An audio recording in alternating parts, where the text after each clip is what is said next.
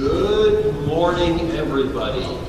Welcome alumni, welcome speakers, guests, and especially students to the 5th Annual CWU Northwest Sport Management Summit.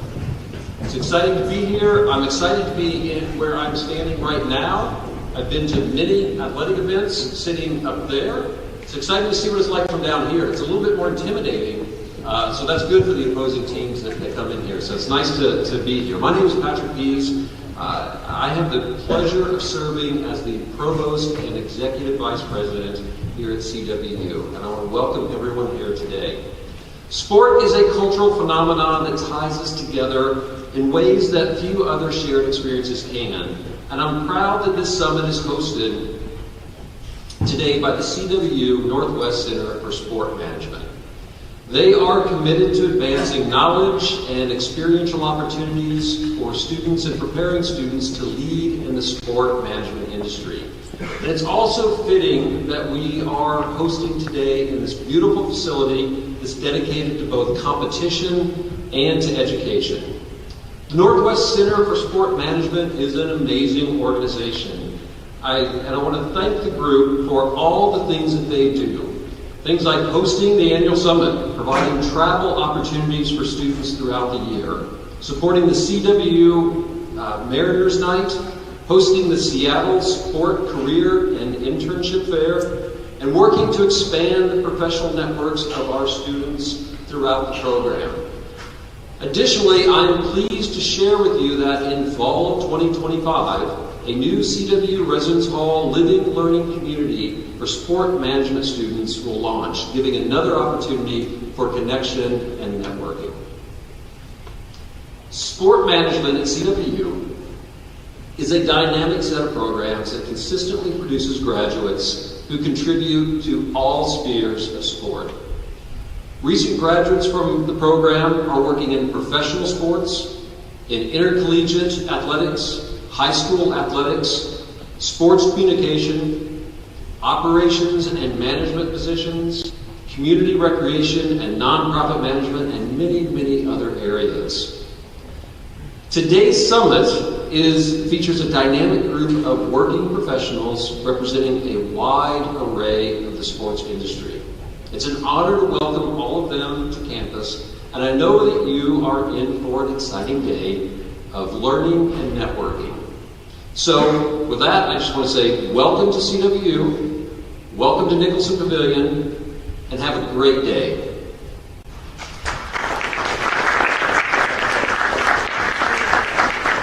Now, you're pleased help me welcome Dr. Sean Dolan, Director for the Northwest Center for Sport Management.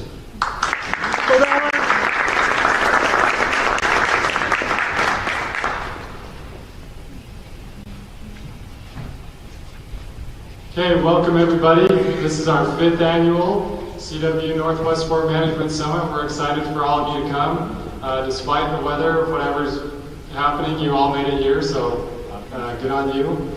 We are excited to welcome this morning, our keynote speaker.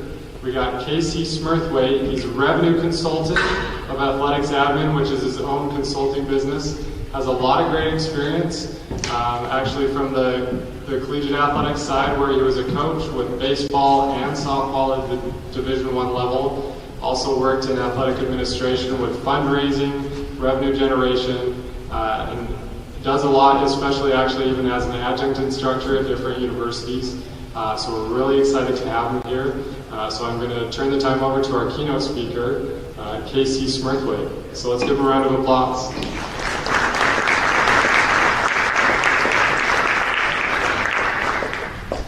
All right, how are we doing this morning? Wow, you guys are really fired up. I can feel it. There, my man, right up there. All right, so a couple of things here. Can you all hear me? Yeah, good. Sean, is this okay, Sean? Am I loud? No, Mike, okay. I'm 0 for 1 today. In a former past life, Sean, is this the first time we've actually met in person? This hit me this morning on the drive over. So I've known Sean probably for 12, 15 years back when he was Coach Sean. So I'm really happy to be here. I think we're going to have a happy meeting here. All right. Got the thumbs up. All right, 1 for 2. I'm really excited to be here. This is something I'm really passionate about, and how awesome what you all have, especially on the LLC aspect. That's something that's key, that's something that's going to be a driving point for all of you. And one of the things that I think Central Washington University is doing really well, and I think you all have a wonderful opportunity here, is that Sean and his team in this program is giving you hands-on experience. Right now, at any college athletic entry-level position is requiring like 2 to 3 years of experience. Don't ask me why. Okay, I'm already seeing a couple head nods that you guys are looking at those job descriptions. The nice thing about this program is that when you're done, you're most likely going to have 4 years hands-on experience. So not only when you walk, I'm assuming this is where you have your graduation, so not only when you guys are done or at the football field and you're walking across the stage with a diploma, you're also graduating with a resume.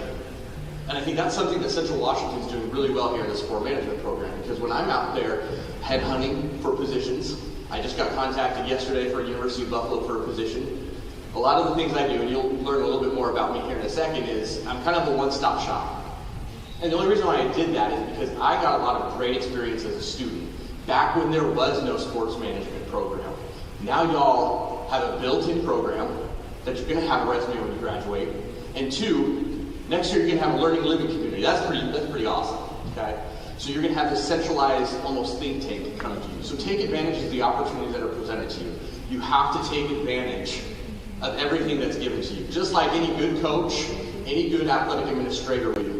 You see a game plan, you attack it. Okay? I know there's some rumors out there that Ray Lewis is going to become the next head football coach at Florida Atlantic University. I've met Ray multiple times, and that is the most passionate human being of all time. Something that Ray told me, his son played at Utah State University, and me with my wonderful security frame became his security guy to sneak him into the stadium and sneak him out. So I had some really good conversations with him, and one of the aspects that he taught me was, you know what? He said, yeah, yo, Smurf, come over here. He said, hey, you know what the one thing is about playing in the NFL that nobody realizes? I go, okay, what? He said, when you look in the eyes across and you see a Peyton Manning, you see a Tom Brady, and they know what you know, your strength and your weaknesses. And that's what makes them great. They're going to attack your weaknesses over and over and over again. And so it's your job to make sure that you're positioning yourself to understand your weaknesses. And I haven't even started my presentation, but I'm going off on a tangent here. I work on a great run-on sentences versus sound bites, okay?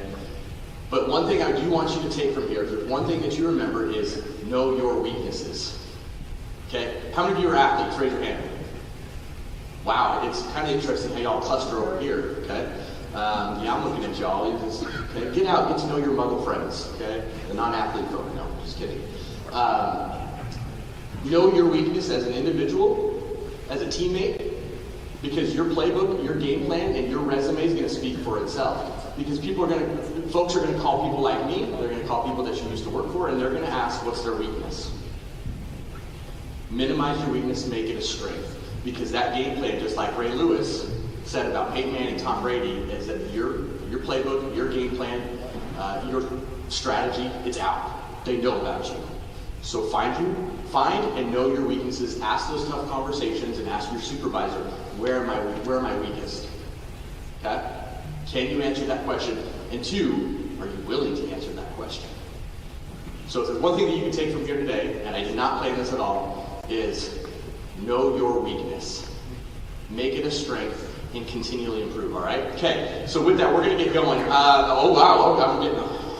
Okay, perfect. There's some winners over there. A couple of aspects here is there's going to be a couple of random logos that you all will see on my PowerPoint, okay? If you know the logo, raise your hand, just let me know, you'll get a Twinkie. That's it. Okay, we want to make this semi-interactive. I'm just curious. It's going to keep you on your feet. There's also going to be some memes in there because as Sean said, I'm a guest lecturer. I'm an adjunct professor at Utah State University as well as Utah Tech University. I've got to throw in memes in there because it's not only about me, not only about my students, but it's also about me to make sure that I'm being involved.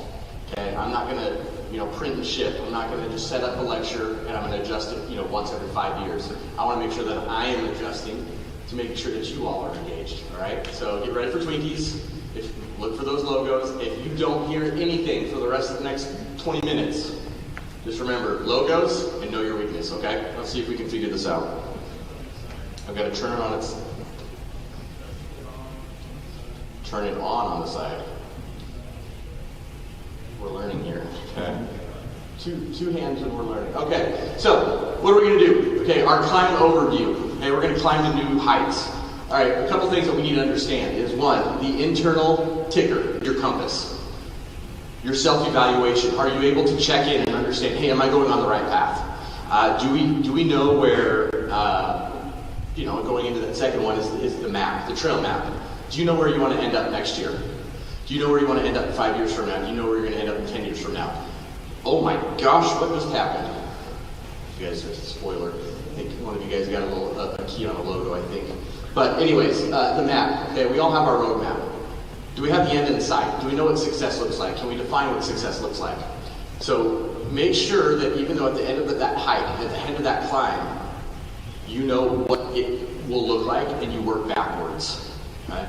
Those little goals to reach up to the bigger goal. And also on that second thought of the map, are you willing to take a new trail because there's a detour?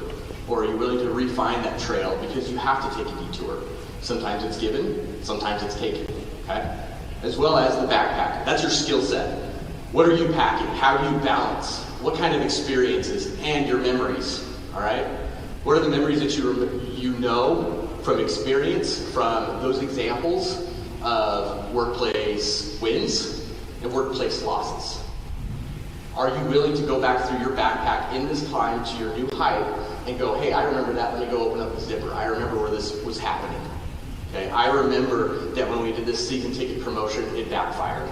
I remember when we did this auction promo and all the corporate partners were trying to use this as a way to get their logo up on the scoreboard. Okay, I remember that. Pull out your backpack, use your backpack, and also have a first aid kit because there's going to be a lot of lonely days, a lot of sad days, but also you're going to get beat down. Your mental health, massive.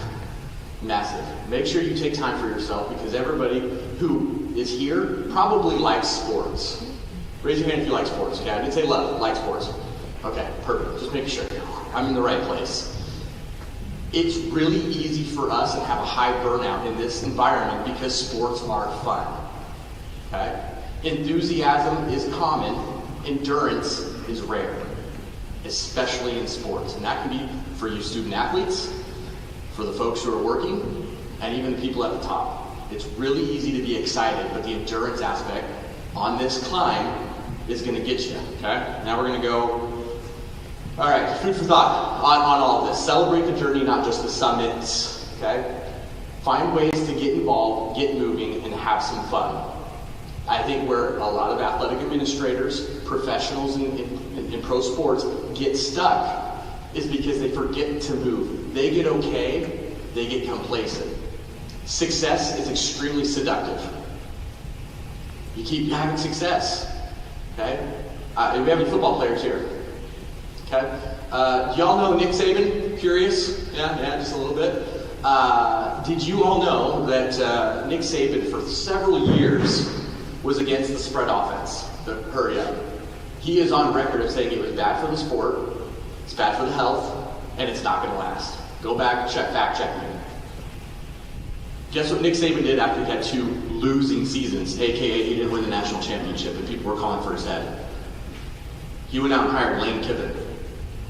Guess who went on and won national championships, set new records? Nick Saban. And guess what offense they ran? Hurry up, no huddle offense. If there was one man in this industry, in that coaching industry at that time that didn't need a change, it was probably Nick Saban. But he changed, he adjusted, and he had a little fun doing it, okay? Okay, how my climb started. And hint, if somebody raises their hand and recognizes that logo, they get the first Twinkie of the day. I think I hit a button, sorry. How my climb started. I was a washed up college baseball player. That was it. I sucked. I had injuries in my shoulder, my knee. I realized one day that it probably wasn't going to work for me, but somebody else came to me and told me it wasn't going to work for me. Answer. The Fighting Artichokes of Scottsdale Community College. That was good. What's your name? I don't know what you said, but good. Okay, Tommy? Ooh, see, I still got it with Twinkie throwing, but not necessarily baseball. Okay, I was a washed up college baseball player. Okay, I got a letter from an email that was from the head coach saying, can we meet on a certain date at a certain time with not only the athletic director, but also HR. And I thought, well, how the hell is HR going to be there while I get cut? That doesn't make sense. But what ended up happening is they said, hey, this isn't working out, we understand it. But we think that you have an ability to be able to gather people around you, be a leader, and do something in the sports industry. They saw something in me that at that time I didn't even see in myself. I knew I wanted to work in sports, but I didn't really realize or think that there would be an opportunity to make it a career. So I got called in. They said, hey, it's not working out. You're not going to be part of the team, but what we want you to do is we want you to set up our sports information department, create a website. Oh, by the way, can you also do corporate partnerships? I had no idea what I was doing. There were many times I gave away probably $5,000 worth of assets for $500. So it's something that I learned and I put it in my backpack when the athletic director called me and said, yeah, it's probably not the best way to do it. Okay? And also game day operations. Getting the officials taking care of everything from point A to point Z. Okay? That took me into also some coaching opportunities where I ended up taking 2 programs that both had 15 and 20 straight losing seasons and turned them into winners. I was a rebuilder. I was a program invigorator. I brought in a top 25 recruiting class to a team that lived in cold weather, had crappy facilities, crappy players, a bad system, and we brought in a top 25 recruiting class and also had 16 different compliance violations called on us because some of these bigger schools were asking, I don't know what you did, but there was something there because there's no way that people go to Utah State University for softball. That just doesn't happen. And spoiler alert, there were 0 compliance violations. But I pulled from my backpack. I had a compass. I had a map. I knew what success looked like. I didn't necessarily know how to get there, but in that trail, I was able to go through it, take the detours, and take what basically the defense or the opposition was giving me. I knew my game plan. I knew my own team's game plan. All right? Then all of a sudden I get picked off from an athletic director and said, hey, you brought in a top 25 recruiting class for something that really shouldn't have happened. Do you think you could do it with donors? And sure enough, did it with donors. It was one of the first $1 million fundraisers that Utah State had for, I think, 15, 17 years, and that consistently became my MO. I'm going to make sure I'm raising millions of dollars, but then they would add in corporate partnerships, they added in ticketing, and then all of a sudden I had sport oversight. Okay? Then all of a sudden I'm sitting across the basketball coach telling them that, sorry, we're going in a different direction. I didn't really say it like that, but those were some of the opportunities that were afforded me, and I made sure that I had that conversation even before I had that conversation. I was game planning for that conversation, running through every scenario in my head of what if he says X, Y, and Z, A, B, and C. All right. So as I turned into administrator, I decided I'm going to take an opportunity to work for ESPN and work for their nonprofit, the V Foundation. And as I worked for the V Foundation, I got to get to know celebrities.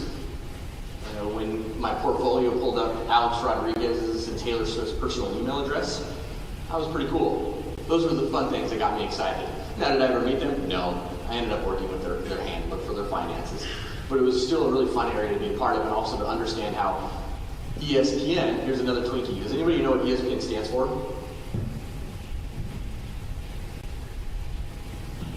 You guys can look it up and cheat, but that's fine. But as I was doing that, I started to get calls from athletic directors. Because at the time I had a lot of experience, I made a lot of the networking, and I had made a lot of those connections. I was grateful to put myself in situations that would help me succeed. Thus, I was getting calls from athletic directors saying, hey, if you ever want to come back, let me know. Or, hey, if you ever want to do side work, let me know. Okay? Denied them. But then I realized I was only working 45, 50 hours a week at the V Foundation, and I was more attuned to 65, 70 hours a week. So I started to make those calls. And then accidentally, I started an LLC because my tax guy said, you're going to get taxed. You've got to run some of these side hustles through a company. So naturally, I called it the Casey Smurthwaite Paper Company. Also bought season tickets and started flipping them on the side, finding those easy wins to flip. Okay? And then it started to grow.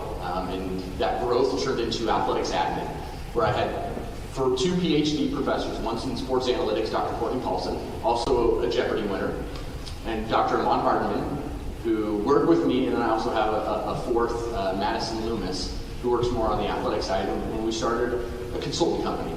We all had our very strong areas, and we said, hey, let's do something together. This is my full-time job, it's their part-time job. So now I've had massive growth through athletics admin, and that's why I think I'm here today, to talk to you about some of my wide ranges of experiences. I think some of you have already picked up on, but I've done a few things, okay?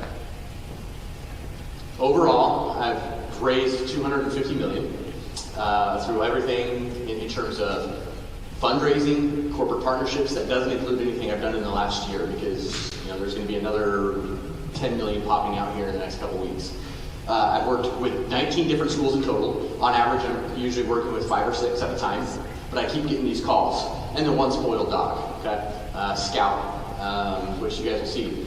The 3 things that I always want to say when people ask me about athletics admin, I want to make sure that we are a trailblazer. We're going to pave our own path. We're going to pave our own path up to that top of that mountain, okay? Even if there's a detour, we will take a detour, but we're also going to do it our way. And that's where the maverick in us comes. I don't know if any of y'all know what the word maverick is. You probably think, okay, Dallas Mavericks, Maverick Gas. A maverick is somebody who goes out, and I love this for a nickname, for a mascot. It's somebody who goes out and they work independently and they do unorthodox things. We're the maverick of some of these search firms. We're the maverick of some of these agencies, these creative agencies. So also with that, be your own maverick as you're working, okay? And also the Rubicon. If you want a good story about Caesar, look up the word Rubicon, okay? We've hit the point of no return. We're doing this, and we're going to make sure that we're successful in it, okay? And with that, I've gotten calls from a lot of variety of things, okay? I even got a call this morning for writing a press release for a fired coach, okay? They needed a statement that fired coach is in college football. Got called to negotiate apparel deals with Nike, Adidas, Under Armour, build season ticket marketing plans. Season ticket sales are down. Can you help? Help us fire a coach. I've gotten that call before, where they wanted us to run analytics and run those analytics to make sure that they can show and have data that this coach is not performing. They wanted a little bit more. Okay, I've gotten that call. That happens. That's a little bit of an underworld of collegiate athletics and how dirty and kind of shady it is. Okay, also help us find a coach. Hey, we need a temporary SID. Can you backfill? Absolutely. We should be making a move via licensing and trademarks. We're not making enough. Can you help? And why aren't we in the game? EA Sports College Football. That was another fun call that happened on a Sunday morning to try to get some things adjusted. So a very long, wide range of things. All right, there is a logo on there, by the way. As I mentioned, I have to give a little shout out to Scout, okay, as well as the third logo. Anybody? I'm giving you another 3 seconds, and I'm going to go on, but you can still raise your hand if you Google Linton. Yes. It's not Eastern Carolina. That's kind of impressive in a weird way, and you'll see why later. Any other guesses? Yes? Independence? Independence? No. Another good guess. I'm going to move on. All right. My greatest detour, okay? And this is really what got athletics admin started, is I decided to take the minor league baseball approach when it came to college athletics. I offered up to colleges, and hey, I'm going to buy your jerseys. I'm going to take these jerseys. I have my own auction platform. I'm going to buy these jerseys, and we're going to do a revenue share. You're going to wear them for 1, maybe 2 games on a weekend. They're going to be City Edition, City Connect. They're going to be wacky. They're going to be different. They're going to be a little bit of a Maverick-esque. And we're going to auction them off. The fans are going to love it. Season ticket holders now want to come to those games. Ticketing loves it because everybody comes to those games. The bookstores like it because we can now put those logos and license them on a t-shirt, and then they make money that way. And oh, by the way, if you do like a connection with an academic department, if there's a very popular one on campus, all of a sudden you're collaborating with academia, which is a key factor which you'll learn about here in a second. Okay? And those are some of the wacky jerseys we've done. And Northern Arizona is up at the top left. That's pretty cool. I know you can't see the Hawaii ones. But then those turquoise and coral jerseys at Southern Utah University, yeah, those were a big hit. The ones at Hawaii, we netted $85,000 between men's and women's basketball, all for putting on a game that we already were going to play. The only thing we changed? The jerseys. That was it. And we leveraged and protected our greatest assets, which were our student athletes, which were the game itself. Okay? Now here's the kicker when I say it's the greatest detour.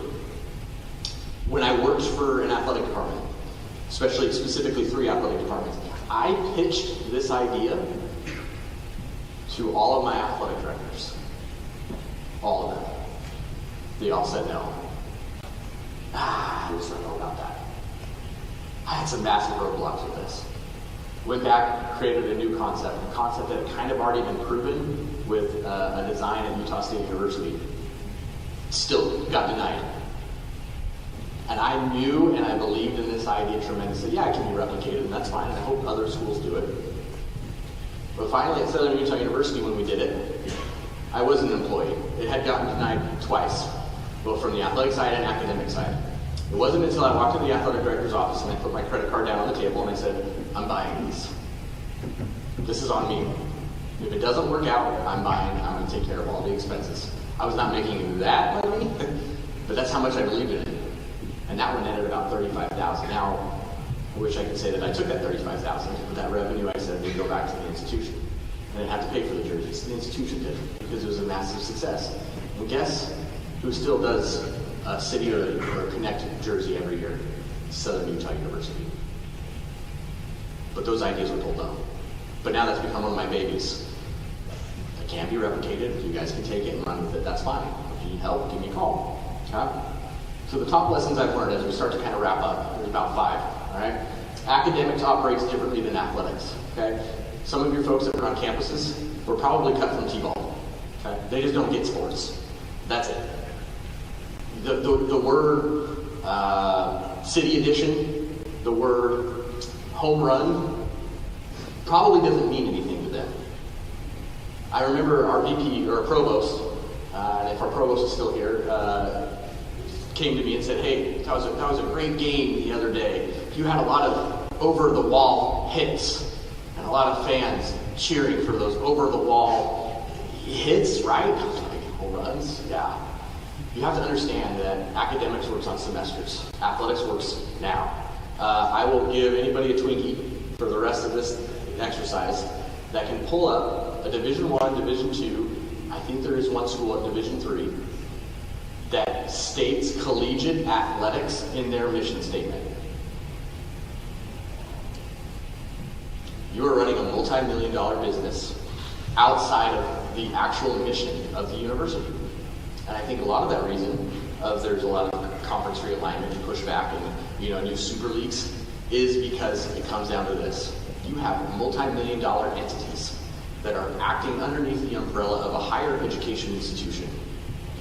That causes problems. Going back to the cut by T-ball, and if any of you guys were cut by T-ball, I'm sorry, I did not mean to offend you.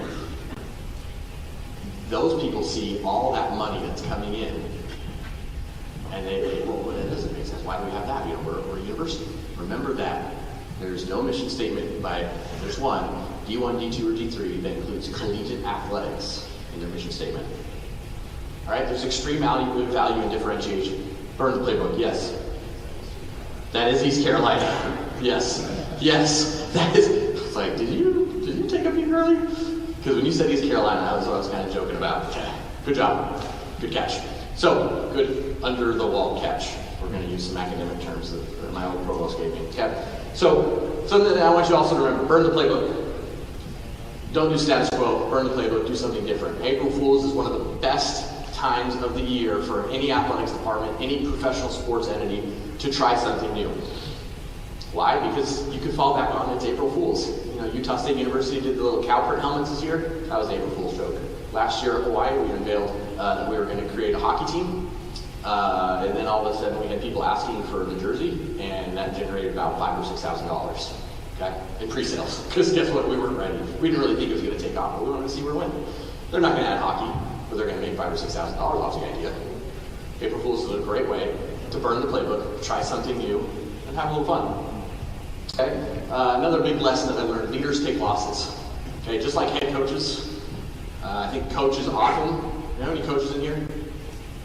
Okay, beautiful. A lot of coaches expect administrators to go undefeated. That's not the case. We make mistakes. We have bad calls. The key is to make sure that you have a winning record. Okay? Now, as an administrator, it's almost expected by fans and by coaches for you to be undefeated. Setting those expectations and understanding that you as a leader will take losses. Sports breeds egos, okay? Your heart will be ripped out, you will be offended, and it will suck. Congratulations, world's best cup of coffee, okay? It breeds egos, from the smallest level to the highest level. It breeds egos. Why? Because we're in sports. Sports are competitive by nature. And that even boils down to the compliance guy or the sports information assistant or graduate assistant and whatnot. It breeds egos. Okay? There is a lot of a media firestorm around this gentleman right here, the athletic director at the University of Hawaii right now. He was let go yesterday. This is news. This is happening right now. The fan, the alumni base, the donor base are livid because he did about 200 things that had never been done before at Hawaii. Never. And he was let go without a reason. Then they finally gave a reason, and it was performance-based. But that's the exact reason why the fans and the alumni and donors are saying they should extend him. Why would we get rid of him? Look at what he's done. Remember my conversation between athletics and academics. They look through different lenses. His heart's ripped out. He loves that place. He became a little bit of a routine that after a big win, he'd jump on the surfboard with the cheerleaders, okay, and just do kind of a wave. The fans loved it. They went crazy for it. But there's even right now a report out there, an article that was just released this morning, that said that this was planned from the get-go when he was hired. And they have documentation of that he was planning to get rid of. This sucks. Sports breeds egos. Okay? Have fun. One of my favorite things to do right before Thanksgiving break is when I was coaching softball, I'd have all my players wear fake mustaches, and we would just kind of make a video and do little fun things. It was the favorite practice of the year. And they thought it was so funny they were wearing fake mustaches while trying to hit or throw a pitch. Okay? So, as we kind of wrap up, yes? Nope. Next. The Trash Pandas. Congratulations. Maybe you'll share with your friend that it got close. Hey, are we still friends? Guess not. Okay. What advice today as you go through, and it's today and moving forward, as you work your way up to that climb, to that peak, you have your map, you have your compass, you have your backpack, you have your first aid kit. As you work up, you're going to try to reach out to people. You're going to reach out to some wonderful individuals today that are extremely well qualified to be here, that I would imagine some of y'all are going to be in their positions in the next 2 to 3 years. Okay? I also get asked that. How do you get into that? I'm going to be honest, I don't know how I got into this. I don't know how I've been described as sometimes a PR hitman, a revenue generator, a fundraiser, X, Y, and Z, those things. Okay? I don't know how I fell into this, but I always took advantage, and I always pulled from my backpack and my toolkit, and I had a map to know where I was going. I had looked around to see where the path was paved. Okay? So, you're going to ask this question. You can ask it, but please don't. Okay, and I'll get into that why. Okay, what advice do you have for breaking and getting into sports? Don't. Okay, Athletics 311. Don't. Okay, the reason why I say don't is because that's my answer to the question. I do not recommend this position, these roles to anybody. But what I do recommend are other questions to understand how you get into it. Now, Athletics 311, Athletics 312 says, don't unless you're willing to be committed. Okay? You got to take it into context here. Okay? If you're committed, if you're willing to have and go through some of these super highs and super lows, get into it. But if you ask me that question, I'm going to say don't. But then you can ask me for the next verse. Okay? Couple questions to consider that might be better questions that might elicit better responses. Okay? Looking back, what would you do differently when starting out in the sports industry? What skills or experiences helped you stand out when breaking into sports? What's the best way to approach someone in the industry for advice or mentorship? How has the industry changed since you started, and how can I adapt to those changes? What common mistakes do you see people make when trying to break into the sports industry? Those are the questions that I want you to be considering today. Think a little bit deeper, go a little bit further on your trail, and ask those questions that are going to help you. This is a very friendly organization. Just like when I was recruiting and giving advice for kids of, well, how do I get to this school? How do I get a scholarship? I'd always tell them, okay, make sure you go to camps at the Division I level, D2 level, D3, and JUCO level. See what you attract, and then start fishing there. Okay? See what you attract by asking some of those questions, like what are my weaknesses? Start to pave a better trail for you to the very top. Ask those questions, understand who you are, where you're going, where you want to be. People are willing to help in this industry. It is a very friendly, even though very ego-driven, egocentric industry. People are willing to help you. Reach out. Look for somebody in that next job. Don't start with the athletic director. Sorry. Just don't. Maybe at smaller schools you can get away with it. Start reaching out to 2 or 3 people that are in entry-level positions or maybe semi-entry-level positions and ask them those questions. Okay? And at the very least, at the end of the day, as we wrap up this conversation, and then again, I appreciate all of you for being here and dealing with me today. By the way, it was the Fighting Poets of Whittier College. Okay? Yeah, the Fighting Poets. All right? At the end of the day, remember your trail map. Understand where you want to be. Understand that it's going to take a little bit of work to get up there. There are no shortcuts on that climb. Do you have that map? Do you know what success looks like? How do you get there? What's in your backpack? Are you pulling from those experiences, or are you making those same mistakes 2, 3, 4 times? Which then becomes your MO, which then becomes part of your scouting report. People know your scouting report. You should too. And lastly, your first aid kit. Remember to take that mental health seriously. Take time, relax, breathe, and understand why you're here. You all have value. But at the end of the day, no job, no position is worth your own mental health.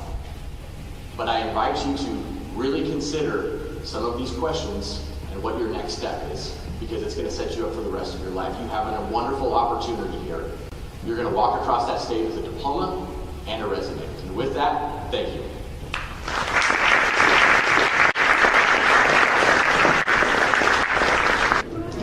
Alrighty, is it working? Sweet. If I can have everybody's attention, I'm Austin McElravy. I'll be your moderator for today's first panel. And our panelists today are Janae James, the Assistant Executive Director of Education and Special Programs at WIAA. Kevin Bodel, the Athletics Academic Advisor at Fresno State Athletics. John Cooper, President and CEO at Yakima Valley Tourism. And Brandon Renta, the head men's basketball coach here at CWU. So without further ado, our first question, if you guys could please tell us about your current position and how your professional journey led you there. And we'll just start here with you, Kevin, right on the line. Can you guys hear me? Okay. Well, first off, good morning. Thank you guys for coming out. I know that the panelists really appreciate that. Definitely remember being, well, not physically in those seats, because this definitely was not here when I was a student. But yeah, so I'm currently the one of 6 athletics academic advisors at Fresno State. Part of my caseload is men's football, softball, women's soccer, and then I'm also in charge of our tutoring and mentoring services. So hiring our tutors, training them, getting all that scheduled, and then kind of like how I got there. You know, I experienced a cliche Friday Night Lights moment my senior year of high school. You know, I was running a post corner, pouring down rain. We were at Franklin Pierce High School, and tore my ACL, MCL, meniscus just running a route non-contact. And you know, I'm 17 years old at the time, and I thought my life was over. And our high school football coach was also our athletics director at the time, and he was a real big mentor for me with that transition period. He kind of sat me down and said, "Hey, look, Kevin, obviously you're 17, man. Like, you got a long life ahead of you. You know, your life's really just beginning." And so he was a good mentor for me and kind of helped me starting to see that like coaching side of things. And so I took that kind of mindset with me into college. Very fortunate for the experiences that I've had here, especially in the sport management program with the required internships that you guys have. First internship that I did was actually with our football team with Coach Fisk, which very grateful for that opportunity, because that helped me really like build a relationship with the guys and kind of see that growth out of them. And then I kind of was just like, hey, like where can I make a bigger impact? And academics were always a big thing for me. And so my senior year, I started interning with our academics department. And at the time, Mal Stuman was our assistant athletics director. And so again, very fortunate for that opportunity as well, because that gave me a year of experience working hands-on with our student athletes in an academic setting. Ultimately, I was offered a graduate assistant position after that, and so I was very fortunate to work with all of our freshmen and sophomore student athletes, which saw a couple of them when they came in, Jackson, Jalen. Are there any other people in here that I worked with when you guys were like freshmen and sophomores? Yeah? All right. Yeah, definitely touch base with me. I'd like to talk with you guys again. But yeah, so that's kind of how my journey led me to where I'm at. And yeah, I call it, just stop that there. Awesome, thank you. I'll keep it in the stand. Hi, everybody. I'm John Cooper, President and CEO of Yakima Valley Tourism. My journey is kind of an interesting one, but let me give you a little background about what our organization does. Yakima Valley Tourism is known as a destination marketing or management organization, depending on how you look at it and its roles. And there are DMOs all across the country. They're large and small, and our job is to basically be the organization that positions a community and a destination for all types of visitors. In the Yakima Valley, we have a very large program of work. We're kind of like the Fred Meyer one-stop shop. We run the convention center. We do all of the visitor services, tourism marketing, and we also run the Yakima Valley Sports Commission. It's all part of our operation, visitor services. We do that all, and that's what DMOs are involved in. Many times the Sports Commission or the duties of such an entity fall within a purview of a DMO, or they are oftentimes in larger cities, separate entities. So when you look at your career path, think about that. Now, how I got to where I am today as a CEO, it started with freezing rain and a cute girl. Now, let me tell you this story. I lived in Southern Oregon, and I was looking at my career path after high school, and I was really into botany and horticulture at the time. So I was going to pursue that career, and I thought, okay, where do I start? So I started at a local community college, Umpqua Community College, and I took their horticulture technology program, a one-year program that had all kinds of various aspects of it. And one winter we were doing a test skill in an orchard of pruning apple trees. And this was towards the end of the program. And I was out there pruning the apple trees in a freezing rain, much like the weather we had today.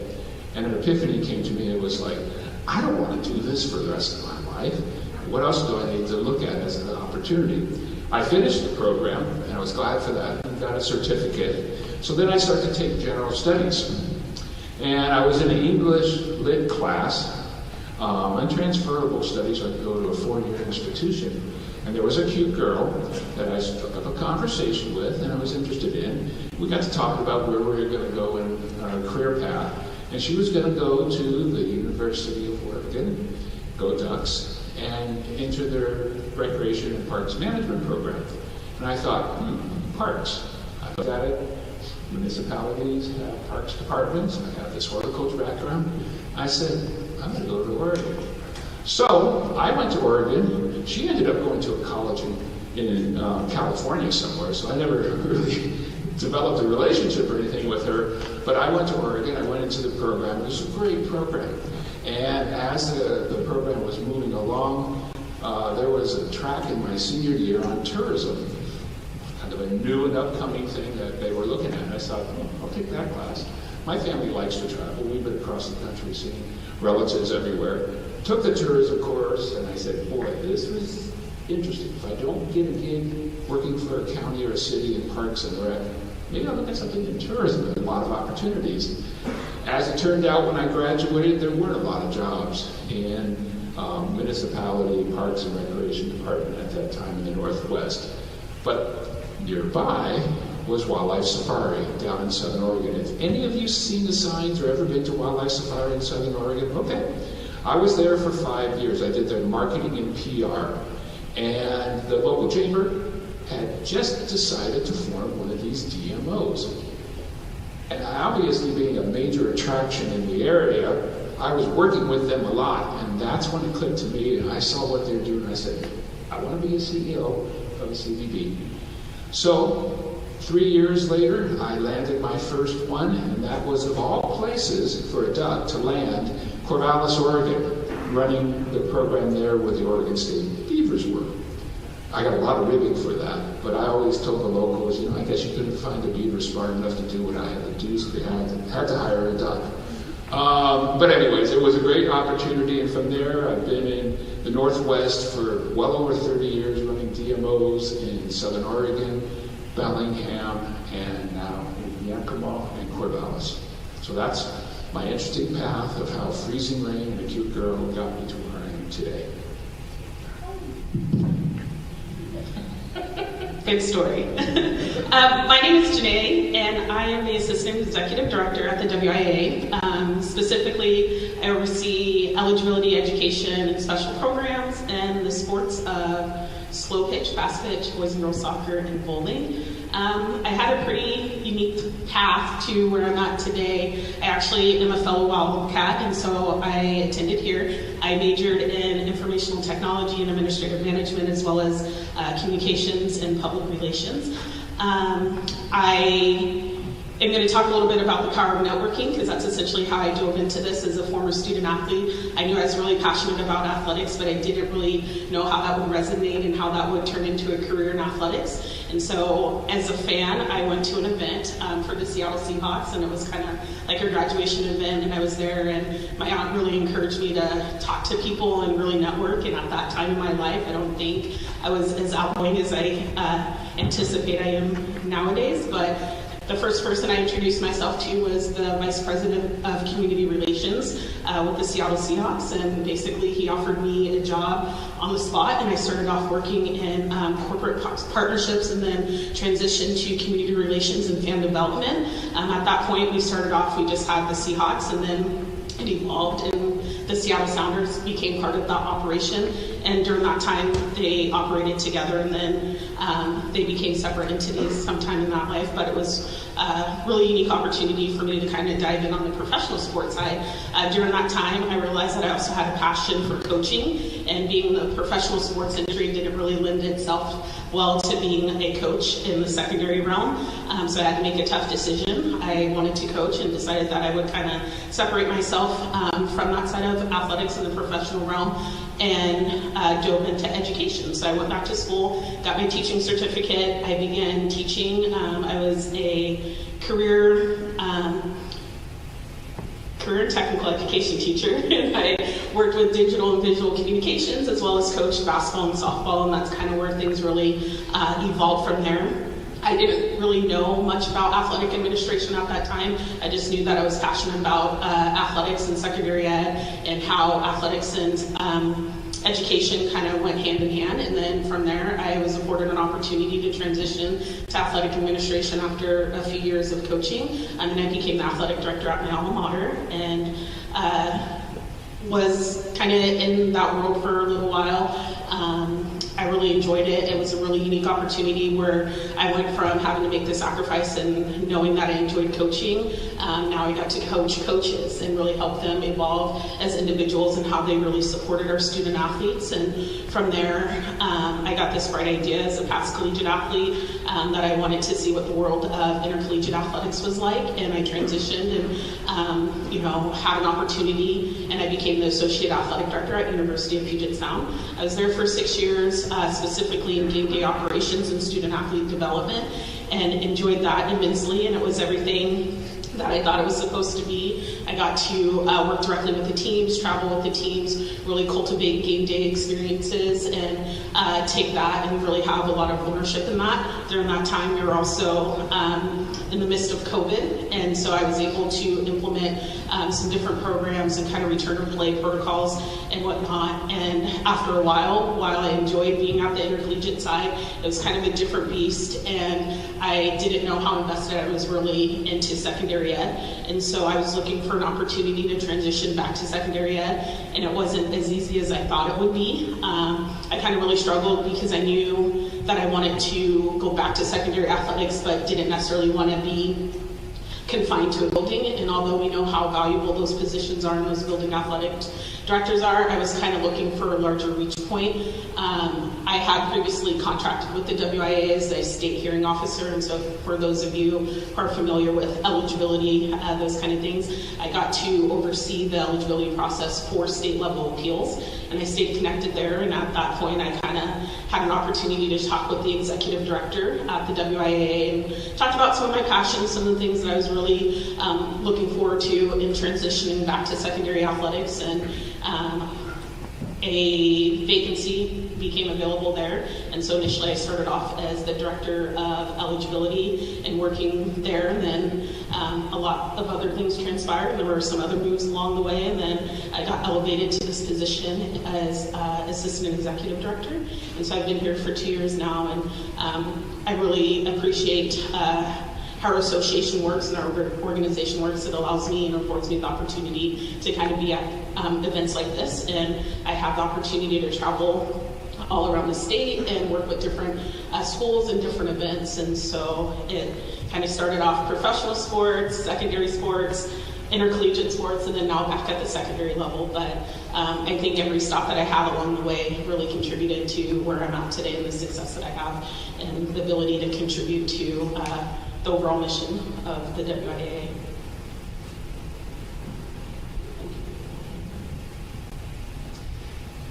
Good morning, everyone. I'm Brandon Orinta, the head men's basketball coach here at Central Washington. Appreciate you guys allowing us to come and tell our stories a little bit. This is a great opportunity for us, and hopefully it's you guys can gather something from this little taste of kind of real world experience, especially since there's 3 of us here who did sit where you're sitting right now. As far as I was a student here at Central and got my teaching certificate here in health fitness education. I had plans of being a teacher and high school basketball coach. I was fortunate enough to gain the trust of some people older than me, a little bit farther along in their professional careers while I was here, and that opened up the door for me to go and coach at Eastern Washington University after I graduated from here. And very fortunate to be a part of some very successful teams there at Eastern Washington. I was there for 5 years, and because of that, being part of that early success, that helped the trajectory of my college basketball coaching career. I chose to go to a Division II school to be a head assistant for the next 5 years, partly because I realized that the Division I level wasn't really a good fit for me and what I was really about and why I coached. But I also was just hungry to grow, and I felt like I could grow more being a head assistant at a Division II school.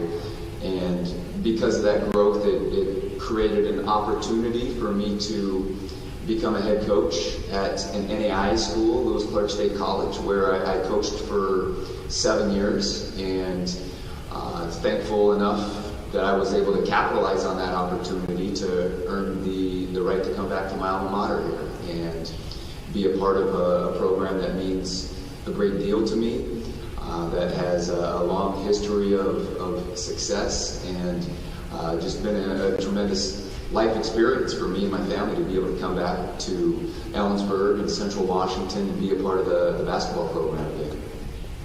Excellent. Thank you. Sounds like you all had quite the adventure to get here. So thank you for sharing. Our next question, what would students be surprised to discover as a part of your daily tasks in your position? And John, we'll start with you. Well, I have a big title, President and CEO, as a name. You'd think I'd have a lot of assistants and people helping me out. And no, we have a fairly small staff given all the programs we have, so I have a lot of the day-to-day things. And I think what you find in this career of working with people in different capacities, there's a lot of interaction with a lot of people over a number of topics. As you can see, we're very diversified in our portfolio And so I help Rich out when we have our spaghetti feed, when we have the volleyball tournaments, helping to serve the students a spaghetti feast the night before the team, before the games start. A lot of hands-on activities, not uncommon at a DMO of our size. And just because I have a fancy title, so to speak, I'm in the trenches day to day. All right, I didn't know which way we were going.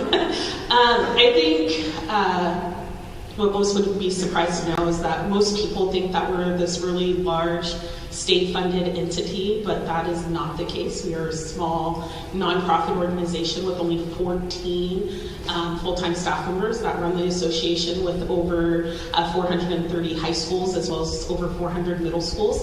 And we are a heavily membership-driven organization, and so we rely on our community partners such as John, and then we have athletic directors that are here from West Valley, from Moses Lake, from Ellensburg. They really make our world go round, and so the partnership that we have with these other entities is really how we thrive and we survive. And so we work with these partners, we work with these athletic directors to really execute championship level events. And then our day-to-day really isn't the same. When we only have 14 full-time staff members, we all assume a lot of additional responsibility in the office, and so there's a lot of collaboration and a lot of shared responsibility, and so that allows us to kind of be effective and be efficient as such a small nonprofit organization. Awesome. Thank you. My title is coach, but I think in many respects, like John is a CEO, I'm CEO of a small company as well, and that's what college basketball coaches, college coaches are. They have to recruit their players, student athletes. You're scheduling games, you're meeting with them a lot, you are building relationships across campus. A lot of people who aren't familiar with sports, the question I get is, do you teach? And no, I don't teach. What I do really is I coach and I fundraise. Now, coaching is teaching, but a big part of what I have to do in order for us to be a successful program is fundraising. And I don't think a lot of people understand that side to coaching. It's a lot of building relationships with alumni, community members, and just finding people who would like to support what you are doing. It's critical to us being able to operate at the level that we want to. Yeah, so with my title as athletics academic advisor, I said that I worked with our football team, our softball team, and our women's soccer teams, and so I specifically work with them. We have a staff of 6 advisors who work with our other programs, but everybody that's a freshman through senior, I work with them, and so I meet weekly with a caseload of all freshmen, all transfers, and each week I go through their canvas with them. I help them navigate what upcoming assignments they've got, any upcoming exams, and I actually communicate with the coaches. Because at the end of each week, I send the coaches a weekly report of those people in my caseload so that coaching staff, academic staff, we're on the same page with how our student athletes are doing so that nobody's slipping through the cracks. And so my role as athletics academic advisor, one of my primary purposes is to keep our student athletes eligible so that they can play.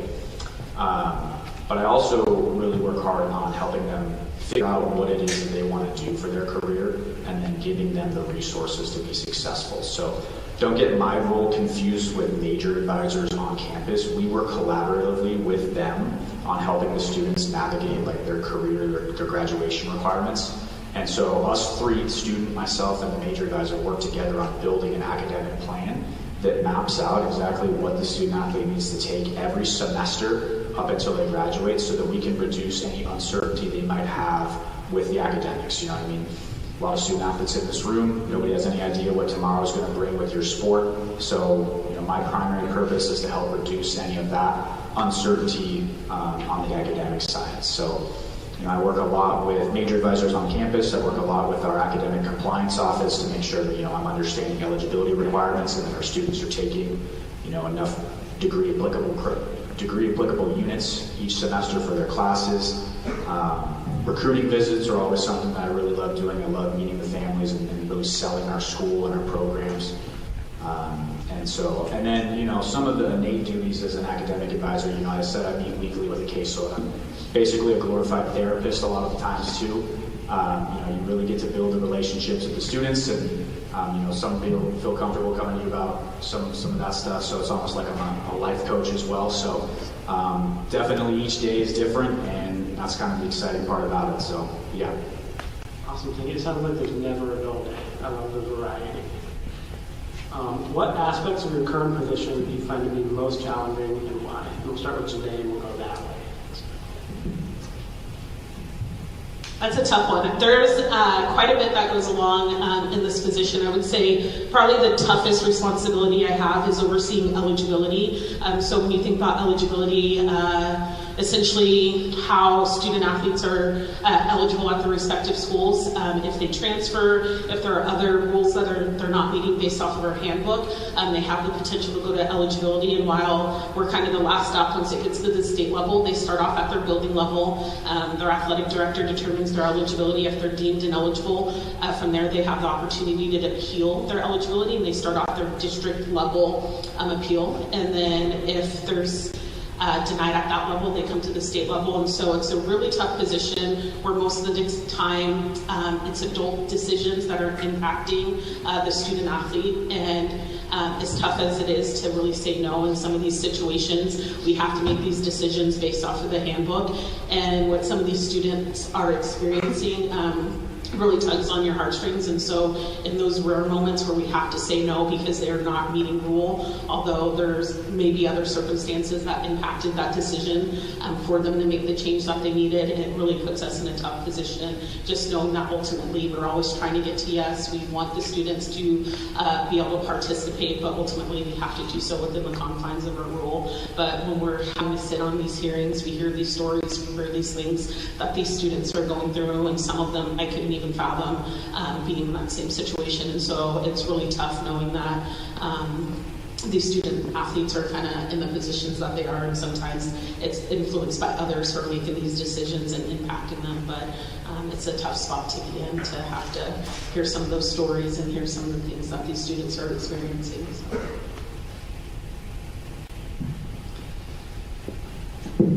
One of the main reasons I got into coaching was just to help young men grow in all areas of their lives. I was really fortunate to have coaches pour into me, and I am who I am today in many respects because of the coaches that I played for. When you're helping people grow, and especially 14, 15, 16 guys at a time, you're constantly challenging them. It takes a lot of relationship building. Obviously anytime that you are trying to help people grow, that's going to create some challenges in itself. But to me, it's more about balancing being in just the public eye as far as wins and losses. In order for me to continue to have the opportunity to be in these young men's lives and help them grow, we got to win basketball games. And probably the hardest thing is not letting that be the ultimate driver. I want to win. I want to be successful. We want to win championships.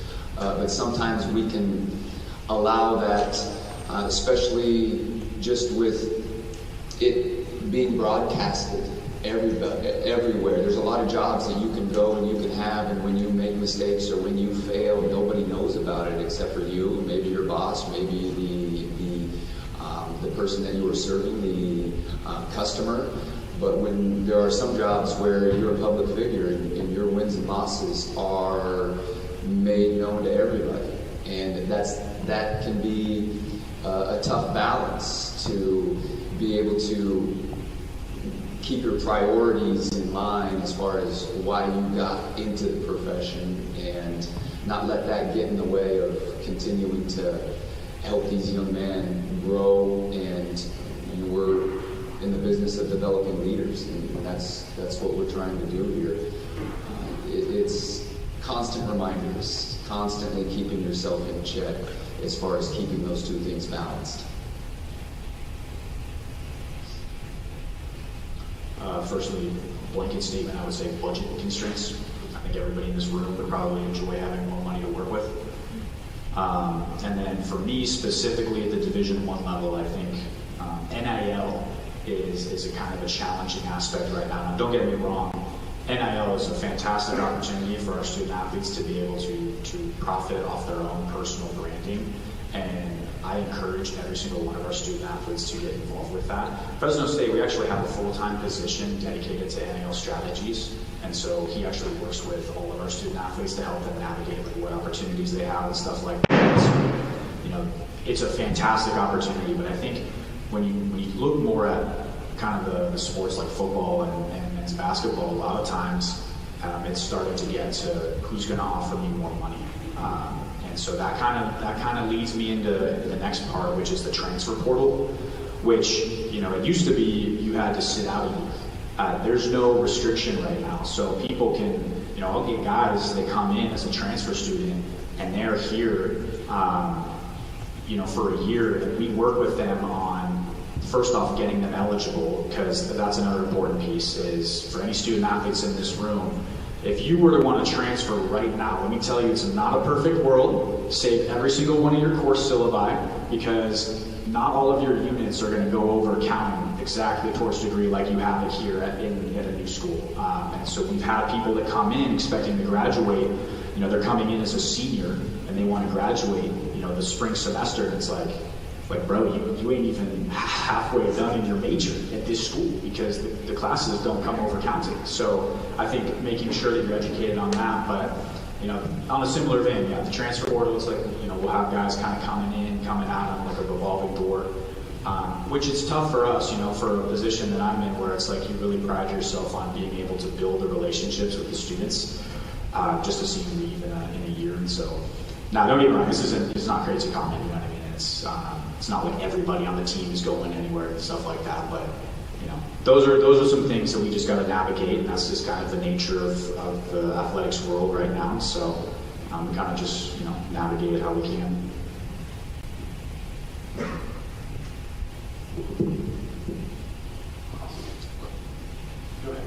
Mine now? Okay, I lost track of time. The destination organization doesn't own its product, pretty much. You know, we're marketing a region, the Yakima Valley, for example, or it could be Corvallis, or it could be Eugene and Lane County. So we don't own that product, and many of the factors that influence what makes that product is out of our control. We do everything we can to be involved and engaged to help influence in a number of arenas. And in that process, we're oftentimes working with municipalities, elected officials, whether it be city, county, or special districts, or what have you. Most of our funding for our organization, while we're a membership organization like a Chamber of Commerce, a 501c6, and we get some membership revenue from about 270 different businesses. Most of our money, though, comes from hotel taxes or tourism assessments at those hotels. That's our primary source. And while the hotel community helps to guide and direct how those funds are used, ultimately the decision on what happened with those monies are to elected officials. They have final authority. So we do a lot of dance with elected officials and educating, informing, engaging, a lot of interaction, so they understand what we're doing has something into their benefit. What's in it for them as an elected official? Because elected officials want to make sure that they're representing their constituents, but also they want to make sure they're doing the right thing. And so we get a lot of scrutiny in that regard. They're also dealing with financial crunches, like Kevin mentioned, us as organizations. So that is one of the challenging aspects, because it's always a shifting gauge, I would say.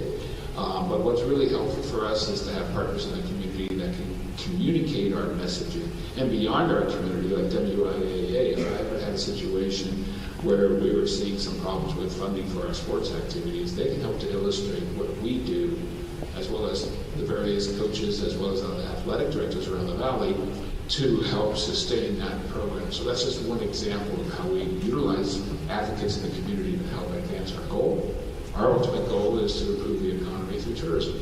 And that helps elected officials with that sales taxes that run general government. So that's our challenges and how we try to do it. Awesome. Well, thank you. It sounds like you guys all juggle a lot of difficult decisions and duties. Our next question is specifically for Janae, Kevin, and Brandon. You three, as Central Washington University alumni, what did you learn during your time here at Central that you feel you currently apply in your position today? We'll start with Brandon. Sure.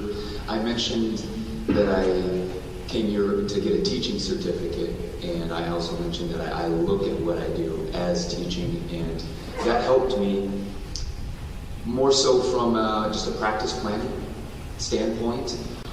Talking about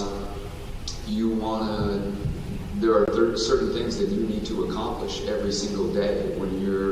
When I was creating a lesson plan for the classroom, whether it be for health in the classroom or whether it be for physical education in the gym, you had to have objectives. What knowledge did you want to impart? What skills did you want to develop? That's important looking at a practice plan too. There's got to be specific things that you're zeroing in on every single day to try and get better at. I think that from a teaching standpoint also, we talked about getting our classes into flow a lot. Not making it so easy where they got bored, challenging them enough to where they would have a little bit of success but feel challenged. I think that's extremely important in the athletic field too, as far as a coach and putting teams, players in a position to get in a flow state, practice and games.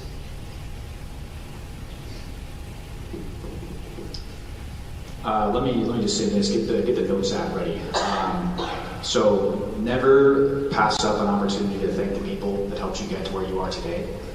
So I'm very fortunate for the people that helped me get to this position. And so, some of the opportunities that I had at Fresno or Central Washington that helped me get there, I had mentioned the internships, And so like with Coach Fisk with our football program, if I wasn't given that opportunity, who knows how the rest of my time might look. Very fortunate for that. And then, working with the academic side with Mal, becoming a graduate assistant, like if I didn't have those opportunities, who knows where I'd be right now.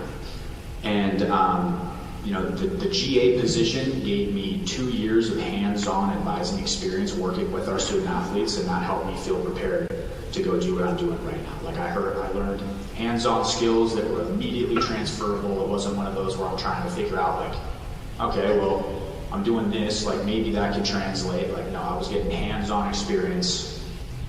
And some of the other stuff that I was able to take part in was like Tommy and I were kind of in the grassroots with starting back then. It was called the Sport Management Club, and then we rebranded because club wasn't professional enough, so we had to call it the association.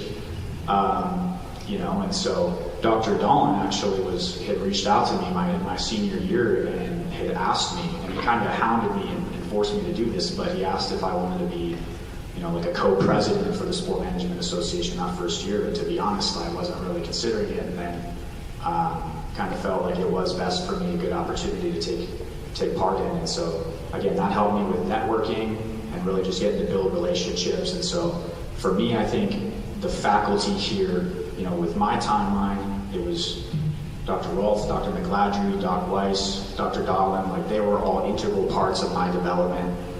Coach Fisk with the football internship, Mal Stuman. I think one of the phrases that I'm sure you guys hear, it's a cliche, you probably hear it in your classes, but it's, in sports, it's all about who you know. Show of hands, who's heard that, right? So Mal Stuman, one of my close mentors, took that a step further to say, Kevin, it's not just about, who you know, it's who knows you, right? Like, who is willing to go out and write you a letter of recommendation and put their name, their background on the line to try and argue that you deserve a job, right? Like, are you being intentional with your time here, with your opportunities? Are you being intentional with your time building those relationships with networking. Who knows what people are going to be doing in the future, and you might be able to rely on somebody to help you land a job. You know what I mean? So taking that, be very intentional with your time, with your relationships. Do you think I just kind of got lucky and then my advisors just were like, well, this kid, I just kind of just naturally want to help him get to where he wants to be? No, I had to work very hard on building those relationships and earning their trust. And so I think those are key factors that help me get those opportunities. And then again, bet on yourself, right? You guys know what you're capable of. And so I was able to kind of get that experience and just keep growing. And so, yeah, I would say just be very intentional with your time and building relationships. I kind of think back to, the opportunities I had with the degrees that I got when I was here, not being confined to just having one undergraduate degree. And so thinking about my comm studies, public relations, informational technology at that point, we have a lot of written correspondence, thinking about presentations, report, data compiling, those kind of things. And so I feel that what I did in each of those departments, and then as well as writing for the Observer, really prepared me for that side of things. When I think about diving into some of the different reports we have to write, whether it's presenting at our different board meetings, presenting in different settings when we're going out in our communities and really having to advocate for our association. I feel like a lot of the skills that I garnered during that time helped me be effective in my communication skills as I am now. And then thinking about on the data side especially, we do a lot of data analytics and kind of thinking about how we can do things better, how things are going, what's the impact of students, what's the impact on schools, those kind of things. And so being able to take those software applications, how I use Access previously, those kind of things, and being able to turn that into real applicable efforts that we're making and be able to take that information and really see progress. I think that's helped me. And then on the student athlete side, really being able to appreciate some of those soft skills that we learned during that time, time management, leadership, teamwork, those kind of things, I feel have contributed to the success and where I'm at today. And then additionally, when I look at how I transitioned to athletics, being a student athlete here, we ran a lot of camps, we had a lot of interaction with the community, and so I think that kind of started spearheading some of the efforts that I have in being able to work with youth and work with other people and just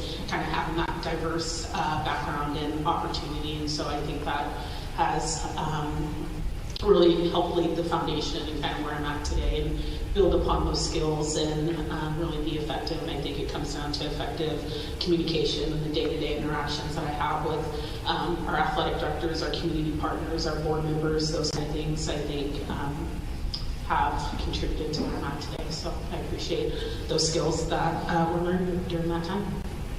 Excellent, thank you. I love hearing how little our faculty have changed. Like Dolan still loves to hound about networking and building relationships. So that's awesome to hear. This next one is specifically for John. What do you believe are key skills to be successful in sales and fundraising for nonprofits? Well, to reiterate what's already been said, it's very important that you have your network and your partnerships. But when it comes to fundraising, one of the things I think is very important is to do the due diligence before you make the ask. Do as much research as you can on the entity, the organization, the individual that you are approaching for fundraising or donation. Find where you can fit their needs and interests. Make sure your pitch is spoken or pitched in a way that they can directly relate to so that it means something to them and it shows them you took the effort and work. Personal touches are very important in relationships and such. And in this age of technology, sometimes old school is best in helping to get your message a little bit above someone else. We take advantage of all the technology all the time, texting and emailing, and we think it's convenient, and it is. But sometimes, if you want to stand out, you got to do the extra step. Let me ask a question. How many of you have written a personal note to someone to thank them for their their time, their effort, their involvement, or any kind of activity, or an ask that you had made. Excellent. That's amazing, because you'd be surprised how many of your colleagues in other departments hadn't thought about that, because you know what it takes to get that relationship going. And we have in our office, these little pads that we make sure people send out to people all the time, and they're tailored to each department. The sports division has one. Richard, really good, and his team is really good about sending thank yous out to various individuals, organizations that have helped them. So keep that up, because that's an important tool, because a lot of people don't do that. And I think that'll help you keep ahead. And that's just a small little tip, but again, make sure your message is in the language of the individual organization you are pitching. That'll help them to say yes. Interesting how it all comes back to building that relationship. So thank you. For our whole panel, what type of work culture do you believe works best for your current position, or what type of work culture do you strive to create as a supervisor in your position? I'm going to start with Kevin on this one. Yeah, so I think a collaborative environment where everybody feels like their voice is heard and valued is big. I would think we would want to stay away from like groupthink and try and get diversity in your office, because different ways of thinking can be real big, especially when approaching certain scenarios. Like when I first started at Fresno State, I worked with women's water polo, women's golf, men's golf, women's softball. Now I'm born in Boarding, Washington, from Washington, right? Can't imagine there's too many international students who chose to come to Central Washington University, but when I got to Fresno State, people in my caseload were from Australia, from New Zealand. I had somebody from Taiwan who English wasn't their first language, and I'm trying to navigate, how do I get through to the students? How do I best support the students? And so relying on people who have done it before was big for me. I think the second part of that question is what are you trying to create as a supervisor? I think 360-degree feedback, that's actually a term. Throw that in here from what I learned from one of our classes. To be honest, yeah, it's shaking his hand over there, Dr. Bell. I can't remember which class it was, but that term, 360-degree feedback, you guys pointing to himself.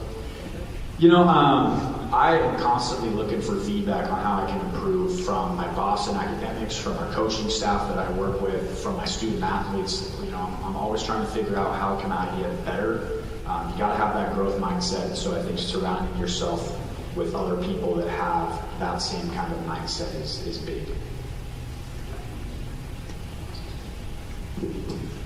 For me, as I've reiterated before, I've got a busy workload, so what I try to do to make sure is that my team and the folks that I work with are given the tools that they need to do their job, given the authority to do their job, delegate, but also be there when they need me. And I've put a lot of trust into them to perform, and we have some specific goals, objectives, all those sorts of things to accomplish, but I want to make sure that they're being successful by giving them the authority to make the decisions, and when they need me, I'm always there.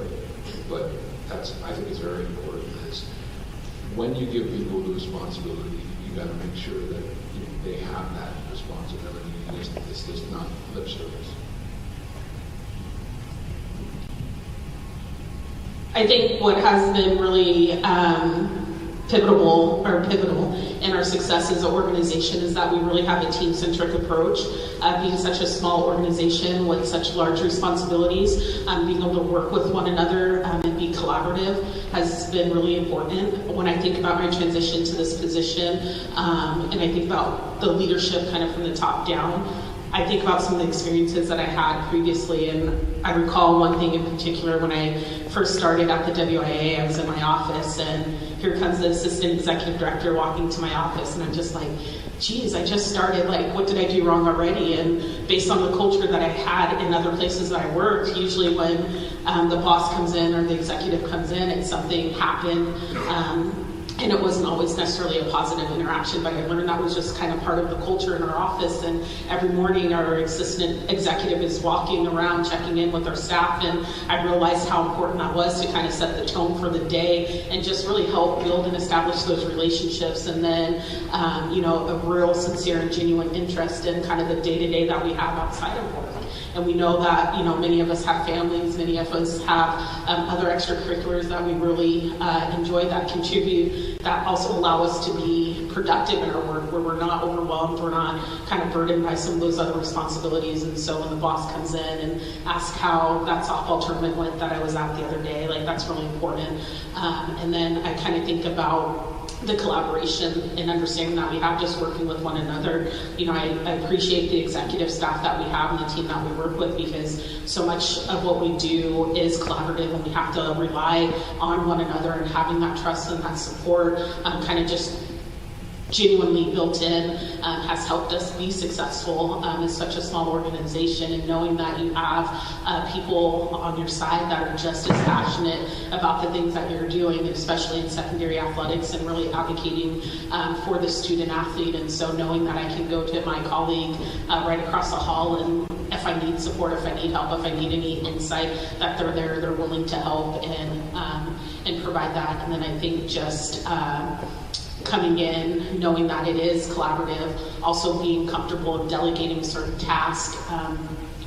We assume so much pride in what we do, but understanding that, the structure that we have and the support that we have eager staff that are willing to do and go above and beyond, and being able to call on one of those staff members to really step in and help support and kind of lead the way for things that not only allows them to feel empowered and that they're contributing, but also it's just for the good of the order, like the whole success of the department. It's going to take all 14 of us. It's just not a burden of one person. And so I think the teamwork, the collaboration, the leadership from the top down really set the tone for how effective we are as such a small organization. I'm lucky as a college coach that I get to recruit all of the student athletes, and really the culture of our program, it hangs on the type of young men that I bring into our program, their character, who they are as people. That's what's going to drive 95% of our culture. And so we try and be as picky as we can. I like energy givers. I like to hang around people who bring positive energy into whatever environment we're in. And I love to coach guys that bring positive energy to every practice, every game. They're fun to be around. They're fun to coach. And I think that on the flip side, what does it look like to not bring positive energy? Moodiness. We try to avoid moody people or people that would complain. Dependability is big as far as knowing what to expect on a day-to-day basis. If I know what to expect from you, I can coach you. But if I don't know what to expect on a day-to-day basis, then it becomes a challenge, and that's where it's hard to build trust.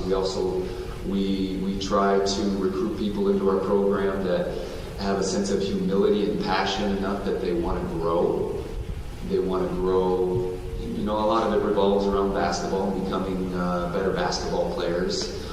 If they have that growth mindset and they have the humility and the passion towards it, they're going to maximize their potential. And that's part of what we're in the business of doing. We're not here to develop NBA players. Our goal is to help them maximize what their potential are. And if they've got those characteristics, I think that they're going to be able to do that. Excellent. Thank you. What are some skills you wish you would have gained as a college student that would help you be successful in your current role? And we'll start with John. I'm a little bit different than my colleagues at this table because I've been in the workforce for over 35 years, and there are things that weren't around when I was in college. We didn't have personal computers. I just had a typewriter at the time. We did not have the internet as a resource, social media, and the new animal on the block, AI. So I can't sit up here and say, gee, I wish I would have taken a spreadsheet course or other technology-related things because they didn't exist.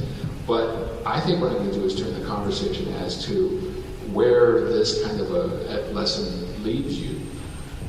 You're going to be embarking on a career that's going to be over 30 years long, probably. Be prepared for change. I saw a statistic the other day, a survey of 1,000 recent college graduates, and 46% of them, almost half of them, are in a field that is not what they studied. Now, your statistics might be higher staying in your field, or they may not. Be prepared for what you take in your collegiate years to be transferable. And if it seemed pretty specific that what you did was X, Y, and Z, be able to transfer that and explain it in a manner that meets that new career or focus you're going to do. Some things may seem so specific to sports or some other recreation activity, but I found that I was a recreation park management graduate, and tourism wasn't a thing at that time, and now it's a major entity. So in the next 30 years, things are going to shift. I always say shift happens. So my advice is, rather than what I wish I would have taken back at the time, be prepared to be nimble, be able to be flexible, be able to translate what you're doing now to another pathway if that comes down the road. The other thing I do think, though, that is transferable over the decades is studying the human nature of people, psychology, interpersonal relationships. While technology is going to change, people are still people. So having a firm understanding about relationships and why people do what they do, how they think, those kind of things, I think that'll be transferable and useful to your career no matter what you do, and your life.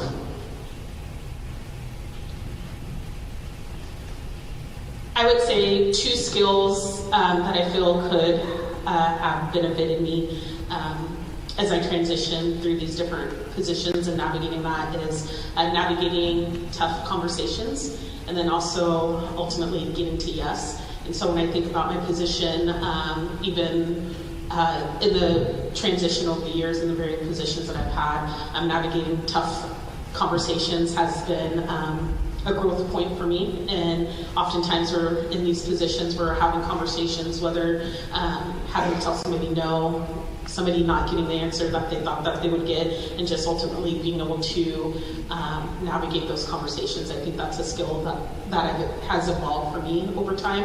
And then kind of the other point is getting to yes is, oftentimes we have to advocate for ourselves when we know where we're trying to get to, the things that we're trying to do, and how important they can be and how they contribute to the success of other people and other events that we may be overseeing, those kind of things. And so really, how can I put forth kind of my presentation and ultimately get somebody to buy into the things that we need to do or that we want to do. And so getting to yes and how we navigate that conversation. I think those are probably two of the skills that I am still working on today, but I think have evolved over time. And so navigating tough conversations and getting to yes.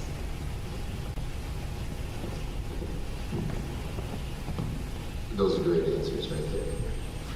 What they just said, John, Janae, like that, I hope you guys understand the truth that they were speaking right there, because anybody in this room who is 15, 20 years into their career understands how important those things are.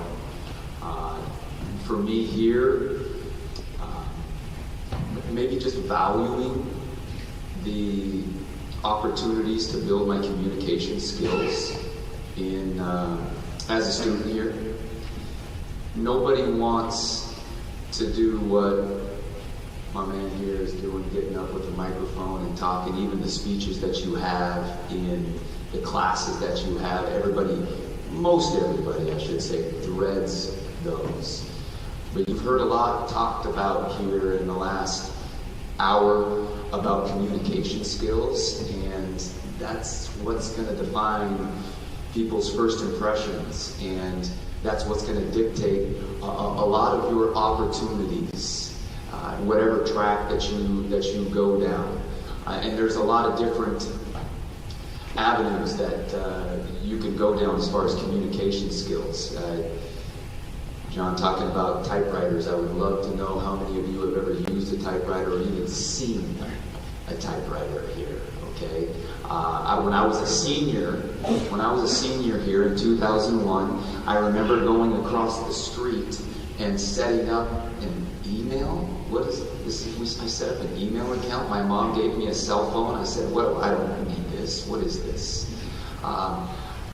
That how communication has changed, and as far as email goes, you've got to be able to send a professional email. We work with our players to make sure that they can do that, and I'm shocked that 4.0 students cannot send professional emails. And just being able to understand here as a student how that would affect me in my career, my ability to communicate in a professional manner. I was fortunate enough when I got here to have some interactions with Kevin while he was a GA here, and his communication skills, his response time, his ability to value anything that we asked of him, it immediately I knew that this is a guy that takes pride in his job and that is a great communicator. And I haven't seen him for, 4 or 5 years. I would recommend him to anybody for whatever job he's going for, just based on a lot of what his communication skills and abilities are. I think that you can't put enough weight into that, and I know it can be hard. It is a skill that can be developed, but you've got to put yourself in uncomfortable situations in order to develop that skill. Go ahead. First, thank you very much, Brandon. I really appreciate that. And yeah, everybody here had very great points. I actually do think it's kind of ironic, Brandon, you talked about building the public communication skills. Fresno State, we have a general education requirement of public speaking, and on top of that, it's required to be completed in the first year. And so our freshman student athletes are kind of thrown in the fire immediately and are forced to do public speaking. So I always joke with them because I'm like, hey, welcome, you gotta get to learn. So, and then John, you had a great point too about adapting to change, understanding it. Change is common. When I first started at Fresno State, I had a little bit of imposter syndrome because I had just gone through 4 years undergrad and 2 years getting my master's here. I was very familiar with our GE platform, our majors, and I had to relearn all of that at a new school. And I was just like, am I doing the right things? Fortunately for me, a month after I got hired, my boss left, and we went down a person, and I had to take on an additional team, and I really had no time to kind of worry about what I was doing because I had to make sure everybody was taken care of, and so it forced me to really make sure I was intentional with learning all of that and being mindful of that. So I would say, understanding that change is common and adapting to change. I would say, don't take anything personally. A lot of times people got stuff going on in their lives, and you have an interaction with them, and maybe they snap on you or something like that. And I think it's really important to not take anything personally. No personal attacks on who you are as a person. It's kind of just the nature of life, the nature of the job. Because if you start taking things personally, that we talked about burnout, it can certainly creep up on you. But on the flip side, I would say be intentional with how you talk to other people. I just brought up how somebody snaps on you and you can't take it personally, but that can certainly impact your day. And so one thing that I try and make sure I do is greet all of my students, no matter what I got going on in my life. I show up to work every day with a positive attitude and make sure I'm trying to spread that because it can certainly spread like wildfire. So, being intentional with your relationships, your time, and how you're treating everybody else. Those are probably the biggest things I would say. Excellent, thank you guys. For our last question, if you guys just want to take a minute and share what opportunities exist for internships and entry-level positions at your organizations, and then we can start with Kevin on this one. Yeah, so at Fresno State, we have tutors, we have mentors, and we hire internally with the student populations there. Now, for anybody in this room that's interested in getting into like academic advising or athletics academic advising, there are tons of opportunities pretty much anywhere that you go. I think it's ultimately trying to figure out where those opportunities are, how to find those opportunities. Some of the stuff that I was able to look at was the NCAA jobs website. You can filter for stuff on there that's for academic advising, for academic compliance, for facilities. So that's a great website. D1 Ticker, D2 Ticker, those are email subscriptions that you can subscribe to, and they'll send you stuff on different jobs that are available.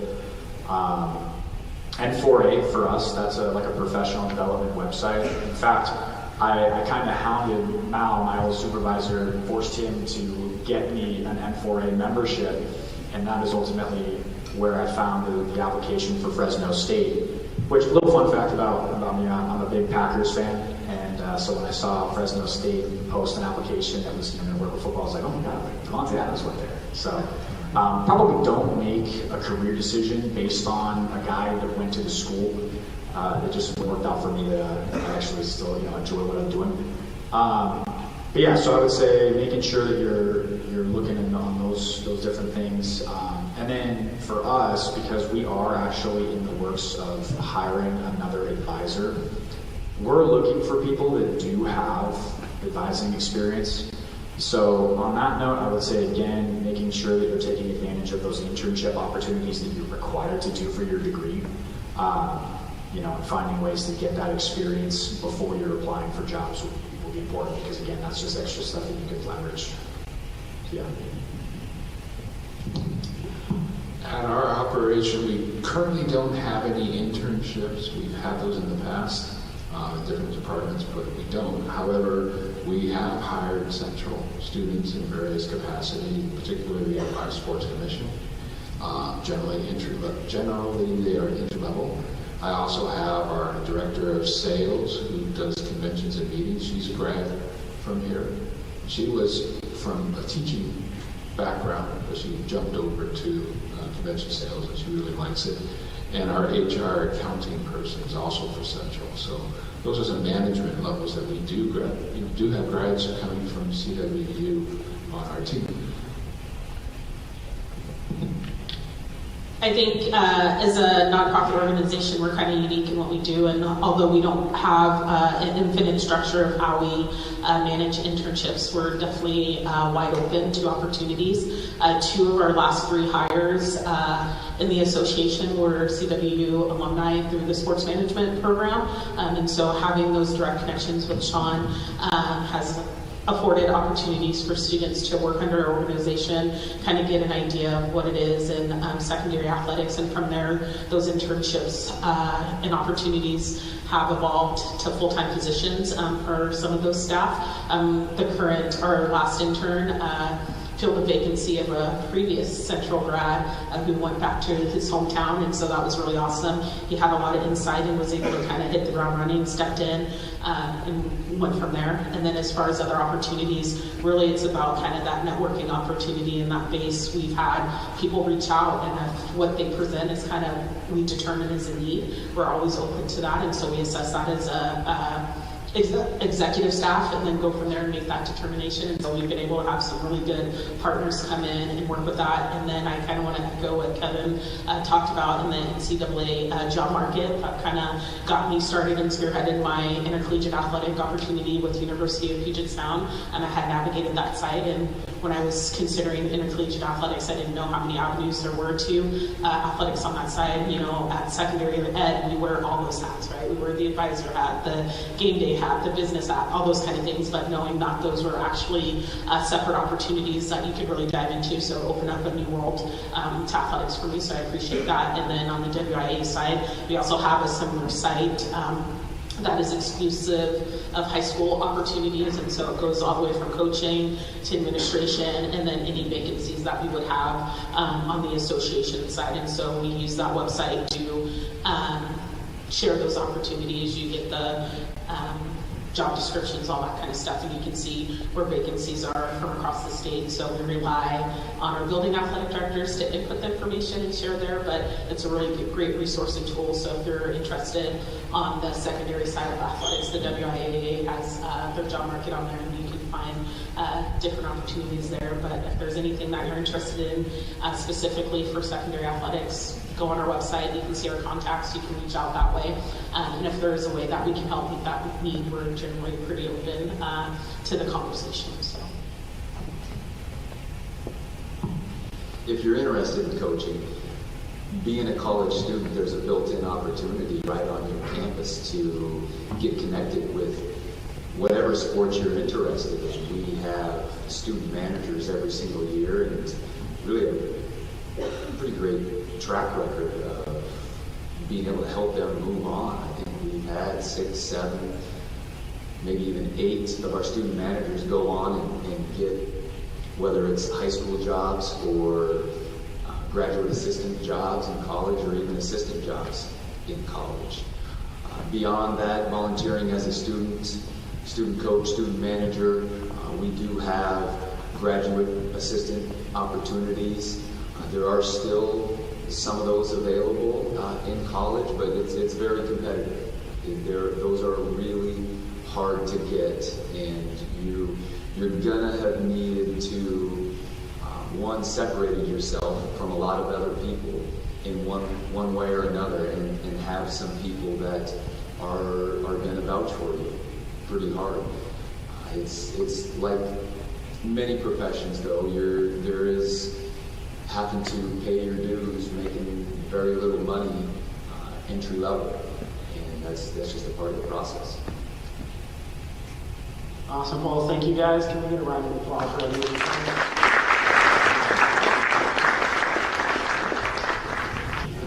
Hello, everybody. Thank you all so much for being here today. My name is Alyssa Sandquist, and I'm the graduate assistant for the Northwest Center for Sport, and I'm so excited to be moderating the second panel. So I would love to introduce first Jen Anderson, who is the Vice President of People and Culture at Ellensburg Hawks. And we also have Callie Rutherford, who is the Experiential Marketing Coordinator at Seattle Mariners. Would you guys give them a nice round of applause to welcome them? Awesome. All right. So our first question is for both of you, and it's, how did you choose your sport profession, and what steps did you take to achieve your current position? We'll go ahead and start with you, Jen. All right. Thank you for having us here today, and I'm excited to be able to share our journeys here. As far as how I chose my profession here, so I am probably one of the few people that did not look at sports as the role that I wanted to have. I actually started my college career as, I did start as a business major, but I actually did a internship with Disney on the Disney College program when I was my first quarter in college, along with my best friend.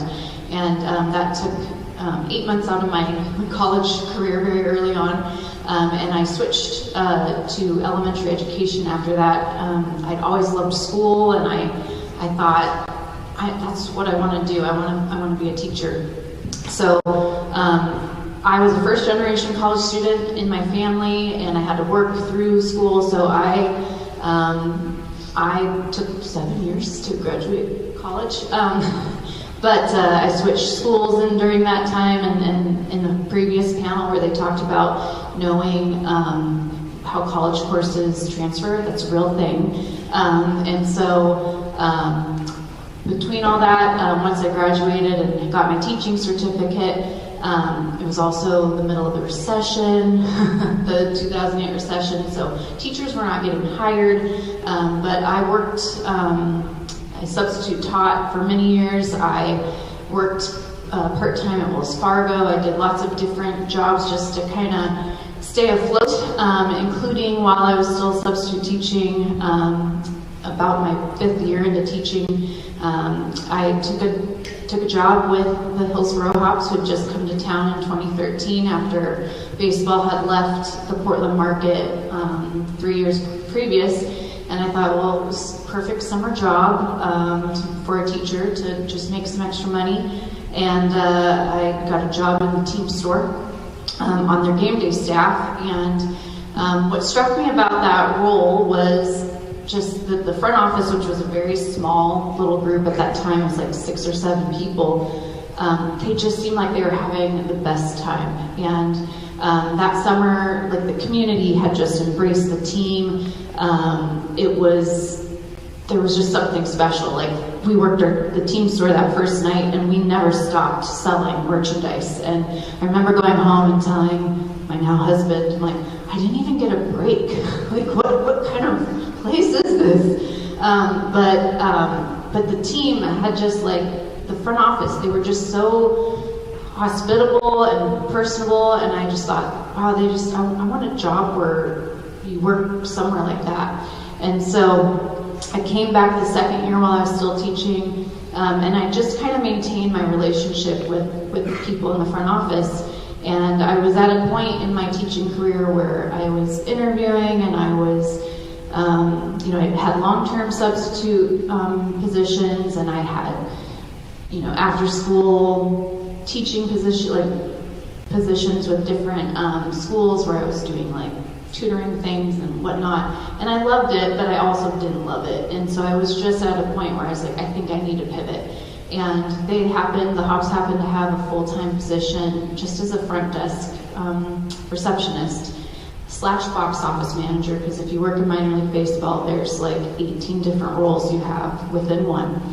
And I just thought, one, teaching it's not just a 40-hour-a-week job, it's mentally a job that just takes up so much of your being. And I thought, wow, I just want a job that I'm going to go to, and I'll do the job, and I'll come home. And so I reached out to the GM, and I said, is this job still open? And he's like, because it had been on Teamwork. If you're not familiar with Teamwork Online, make sure you are. And he's like, yeah, do you want to interview today? I was like, sure. And so we interviewed, and I had the job by the end of the week, and I've been with them ever since. So very much not a plan to be in sport, but I've had multiple roles since then within the organization. And I'm really excited to say that I started at bottom on the game day staff, and now I'm in a vice president role. And it's all based on just, hard work and just making connections. So that's my role into the world of sport. Awesome. Well, to reiterate, thank you for having us. I'm really excited to be here. I started my sports career at Western Washington University, so I'm kind of on enemy territory here. Just kidding, it's all love in the GNAC. So my name is Callie, I'm the experiential marketing coordinator with the Seattle Mariners. I've been with the Mariners in a full-time capacity since 2019, and I was with the A's for 2 years before that. But I have always loved baseball from an early age. I am one of 3 kids, family of 5. Baseball is just kind of the most easily accessible sporting event to attend. We would always go to the value games and things like that at the Kingdom and then Safeco Field. So I grew up loving baseball, loving the Mariners, and having a really emotional connection to the team.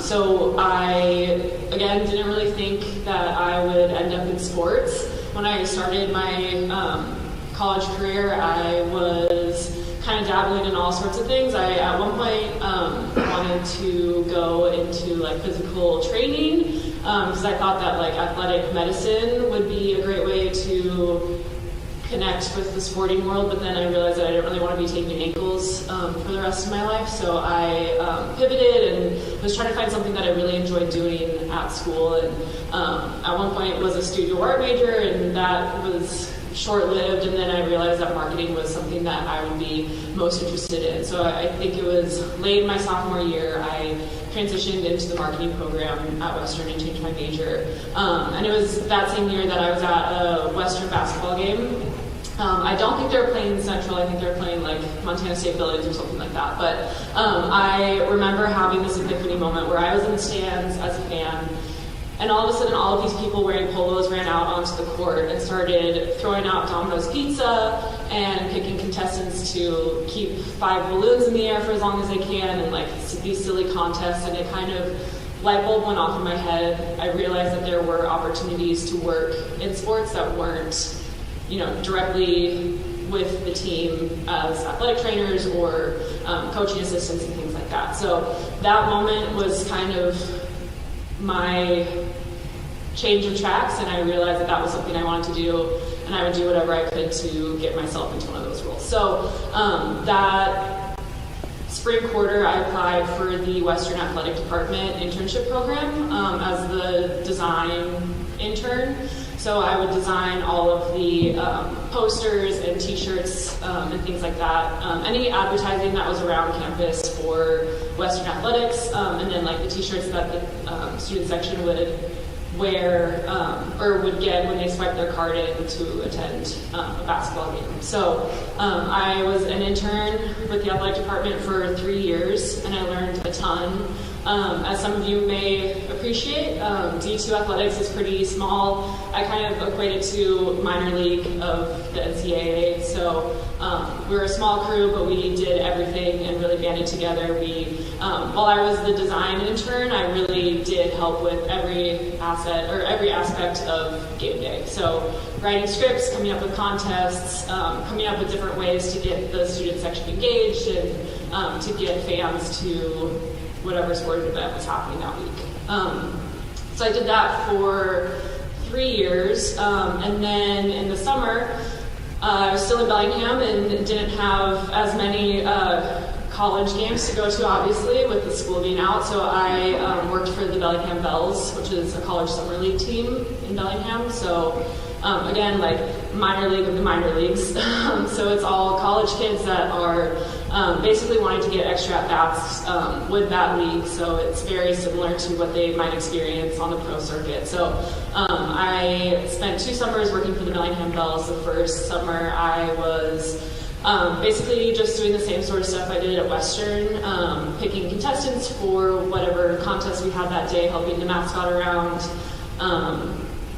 working the will call table, because again, you wear many hats when you're on these teams. And then the next year, I was the director of promotion, so I oversaw the team that did all of the on-field entertainment, the mascot, all of that stuff. I wrote the game notes, I designed social graphics, all sorts of stuff. And then the following year, I was wrapping up my studies at Western, and a position for the mayor's promo team opened up on Teamwork Online. Again, if you're not familiar with it, become familiar because it's a great resource. So I saw this position opened up, and I applied, interviewed, and was able to spend the 2016 season working for the promo team at the Mariners. So I did on-field queuing on a major league field, which was really cool, a unique opportunity that not a lot of people get. And then really just put myself out there. I dedicated myself to that role at that time, so any open shift that came up, I volunteered for. Really just wanted to make a name for myself.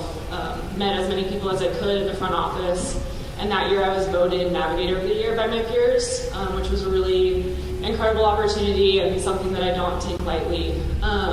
And then from there, I moved down to Oakland, California, once I got a role with the Oakland Athletics. So I spent 2 years in Oakland, in the Bay Area, overseeing the Navigator. They call them the Herd, so it's their promo team down there, or was their promo team. Doing all sorts of events for any fan that had a ticket to the game. So I would put together the soundtracks for fireworks shows, work on alumni reunions, come up with different ways to activate different teams at the ballpark.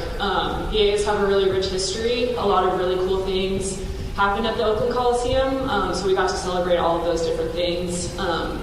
One of my favorite moments was during the 50th anniversary season in 2018. We had different reunions for all of the World Series teams. So in 1989, the Oakland A's played the San Francisco Giants in the World Series, and there was a big earthquake during the middle of it. So the A's ended up winning the World Series that year, but because of the conditions of the road, they didn't have a parade for their World Series championship. So we put all of the guys in old lifted muscle cars and drove them around the warning track. And I got to sit in a car with Jose Canseco and load a t-shirt cannon for him, which was like a total fever dream of an experience. If anyone follows him on Twitter, it's interesting. So getting to do stuff like that, I learned a ton, learned how to make authentic experiences for whatever team I was working with. And then in 2019, I got the opportunity to move back up to Seattle and work for the Mariners again. So in my current role, I oversee the Navigator program, so it's a really cool full circle moment for me. Something that is my favorite part about my job is mentoring these young professionals. And you know, there's this last year, I think of the 18 people that we hired, 9 of them got full-time roles, both in sports and other industries that are kind of sports adjacent. So it's a great feeder program into professional sports. I also do all of our promo items now, so bobbleheads, hats, anything that you get at the gate as a fan, or even the special ticket group events. So if anyone's coming to Central Night this coming season, we're already working on the jersey for that. So I get to be creative and then also work on anything fan experience inside the ballpark. Stage managing Hall of Fame events, opening days, a random Tuesday, making sure that the fan experience is as good as possible and that every fan that comes in has that same emotional connection that I had when I was a kid learning to love baseball. That's awesome. Thank you both so much for sharing. I love hearing the different journeys you guys have and how you've ended up where you are now. Our next question is, what does a day in the life of your current position look like? And we'll start with you, Jen, again, because Callie, you just did a lot of talking. A day in the life, it's really dependent on the season. So right now, for example, being in the off season, it's a lot of just prepping for the next season. People are always asking, do you work year round? What do you do? We do. We're always prepping for the next season. My role particularly, I'm the Vice President of People and Culture, so what that means is I'm just dealing with people and hiring and all of those things all the time, but also I have a big hand in our community efforts still. I basically work as a consultant with the rest of our community engagement and community development team, making sure that what we're doing, both with we have our own foundation, the Hillsborough Hops Fund, that all the efforts that we're doing to support that are on track, as well as what we're doing in the, for what we're doing for appearances, what we're doing with our mascots, any of those things that they are working in alignment with our mission. And then just in general, because our staff is so small, there's 18 of us full-time now, we all have a hand in getting to make an impact on what happens within our season. So, we're having meetings with marketing, with partnerships, with sales on just how we sell more tickets, because at the end of the day, it's about selling tickets, because if we don't sell tickets, I don't have any people to hire. And so right now, for example, this Saturday is our big Hillsborough Hops Fund banquet. It's our 11th one. I've been with the organization full-time since our 3rd one, so it's really exciting to see where it's come. I'm plugging it, you won't be able to attend it, but it's our first one that is, our panel is all female panel, that is our manager from last year, Ronnie Gajanik, which was the first female manager to manage at the single A, high A level. At the time was the highest coaching level for a female. She will be anchoring the panel along with Rachel Folden, who is a hitting coach within the Cubs organization. And then we have a couple other local folks that are joining us on the panel as well. So we're really excited about that. to get to share that panel with our donors. And that fund banquet is really our signature event to help us raise money to support the fundraising and then donations that we get to give throughout the rest of the year through our fund. So we have a scholarship for first-generation college students, which is near to my heart since I am one. We also have a youth sports grant that we launched in January that we've donated close to $380,000 since we launched in 2020, which is, I know, not a lot in the grand scheme of things, but for a minor league baseball team, I'm pretty proud of that. So that's taking up a lot of our early fall kind of timing. And then I'm just doing a lot of prepping for hiring. So we do have a full-time role with our ticket ops role posted right now. And then I'll be interviewing before the holidays, hopefully, to get that role secured. We'll be prepping for our internships, which I'll be gladly to tell about later. But that cycle will start up here very soon. And then once we get back from the holidays and take a little breather, this is really my favorite time of year because it's quiet, quieter. But January hits and we have the season starting in like 3.5 months. So I'm working backwards right now on hiring timelines. I do oversee all of our game day hiring, which is a really full circle moment for me since I started on that staff. But we took over food and beverage operations after the pandemic ended, and so we now went from like hiring like 100 people seasonally to last year we had over 275 people on our part-time payroll.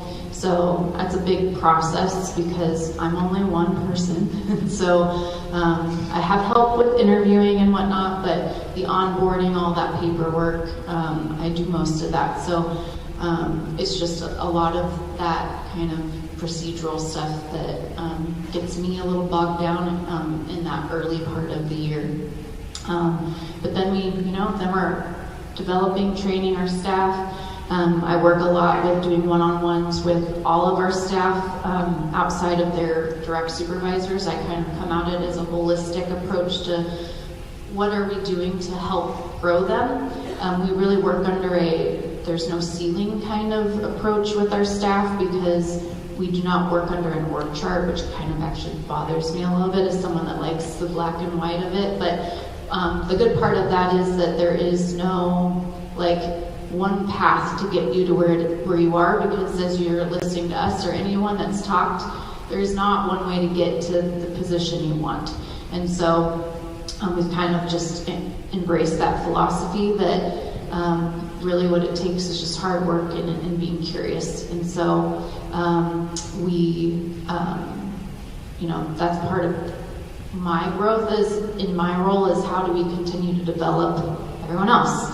And so that's stuff that I really try to spend a lot of my off season in how do we develop the talent that we have so that hopefully they'll stay and that we can continue to grow this core group of our staff. And then the season hits and it's just go, go, go.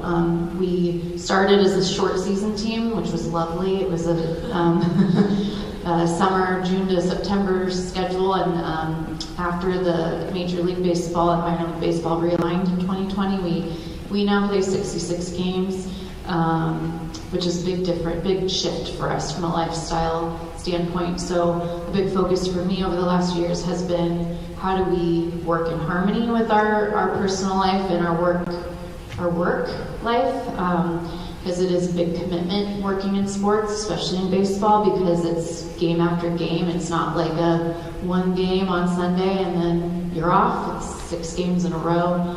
And then luckily we do have a little bit of a break after that. So we've worked really hard to provide a little relief for our staff with that. And then it starts all over again with the off season. So, but yeah, the day-to-day it's a lot of meetings, just meeting, collaborating with our teammates. But a big focus has been developing our core group. We are in the midst of a very exciting time for our organization. We are building a brand new ballpark just across the parking lot, a $125 million facility that will open up prior to the 2026 season. And so it's really exciting to actually see it get built day to day. I come into the parking lot every day and see a little bit more of a wall built, and know that, we're getting something I never thought I'd be a part of, is getting to, be in the meetings and in the rooms to help design our new offices and design, what our first base, loge boxes are going to look like and things like that. And so it's a really exciting time to be a part of our organization, but also, all the day-to-day is very much okay, this is stuff we have to get done for next year, but the strategic side of everything of how are we going to operate year 1, year 2, year 3, and then past all of that, because we're not just going to be a baseball team at that point. We're going to be a special events team. We're going to be really a community asset for Hillsborough, which is a suburb of Portland, Oregon. And we're really striving to be a premier venue on the west side. And so, no small task, but we're very excited to be a part of that. So that's my day-to-day. I also feel like my year is kind of split into two different modes. So in season, my role is very heavy with the game day production and presentation. So I am usually in the office by 9 o'clock for a 6:40 p.m. start. The first game of a series will have what we call a series meeting. So that will be just after lunch, right around 1 o'clock. And we'll get every stakeholder for that series into a room together. So there's folks from our sales departments, partnerships department, community relations, productions, game presentation, anyone that has any sort of investment into a game, that series will get together. And our senior manager of game presentation will run through the timings for every single game that we have that series. So we'll start obviously with the first one and run through all pregame live presentation pieces. So that's first pitches, if there's a presentation, anthems, everything like that. We all kind of take a moment to make sure that everyone's on the same page. If there's something that isn't quite fleshed out yet, we'll use that time to make sure that everyone is set up for success. And then likewise, once we get into in-game, we'll go through all of those as well. So at that point, I'll take those timings and start writing the scripts for the game. Like I said, I oversee the navigators, the promo team, so I have to write their script for every single game based on the script that I receive from our game presentation team. So I condense it down, assign navigators roles based on their strengths, and then right around 3 o'clock we'll do sound checks for Anthem and any other live presentation that we have that day, or live if there's a dance or another musical performance, we'll run through those right around 3 o'clock as well before the team takes BP. And that's when I really shift into game mode, is usually right around when sound check starts. So at that point, I'm making sure that we have all of our prizes from our partnerships team for any contests that we're running and activating for a partner. If there's a gift that we need to deliver, I'll make sure that we have that. Navigators will start showing up around 4:30 or 5, depending on what their assignment is for that day. So I'll run through the script with them at that point, make sure that everyone feels like they are set up for success, and they have a full and clear understanding of what's expected of them that day, and to make sure that we're firing on all cylinders and filling in any gaps that might pop up. Pre-game presentations start around 6:10 for a 6:40 start. So I'll grab dinner and then be ready to be on field with my headset. Bring the microphones out, any scripts, first pitch balls, plaques that need to be presented to a player, anything like that. Get everything out on field and ready to go. And then from that point on, it's just game time, literally and figuratively. We're kind of running around the ballpark from then on.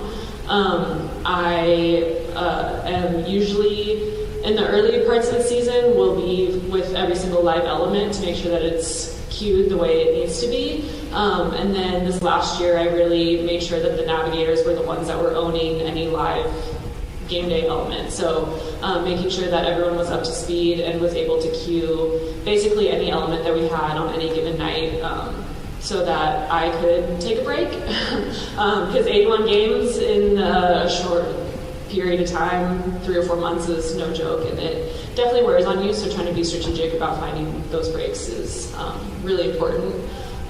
So I usually will kind of be done with my game day responsibilities as soon as the salmon run is finished. I'm usually the one opening the door for them to get out onto the field, and then make sure that they get back into their holding space.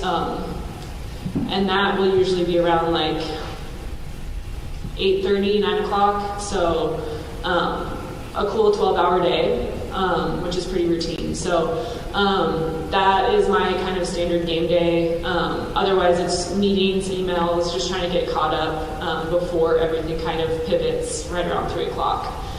In the off season, like I mentioned, I'm in charge of all of our promo items. So believe it or not, that process starts in June. Because we're blessed with a March start.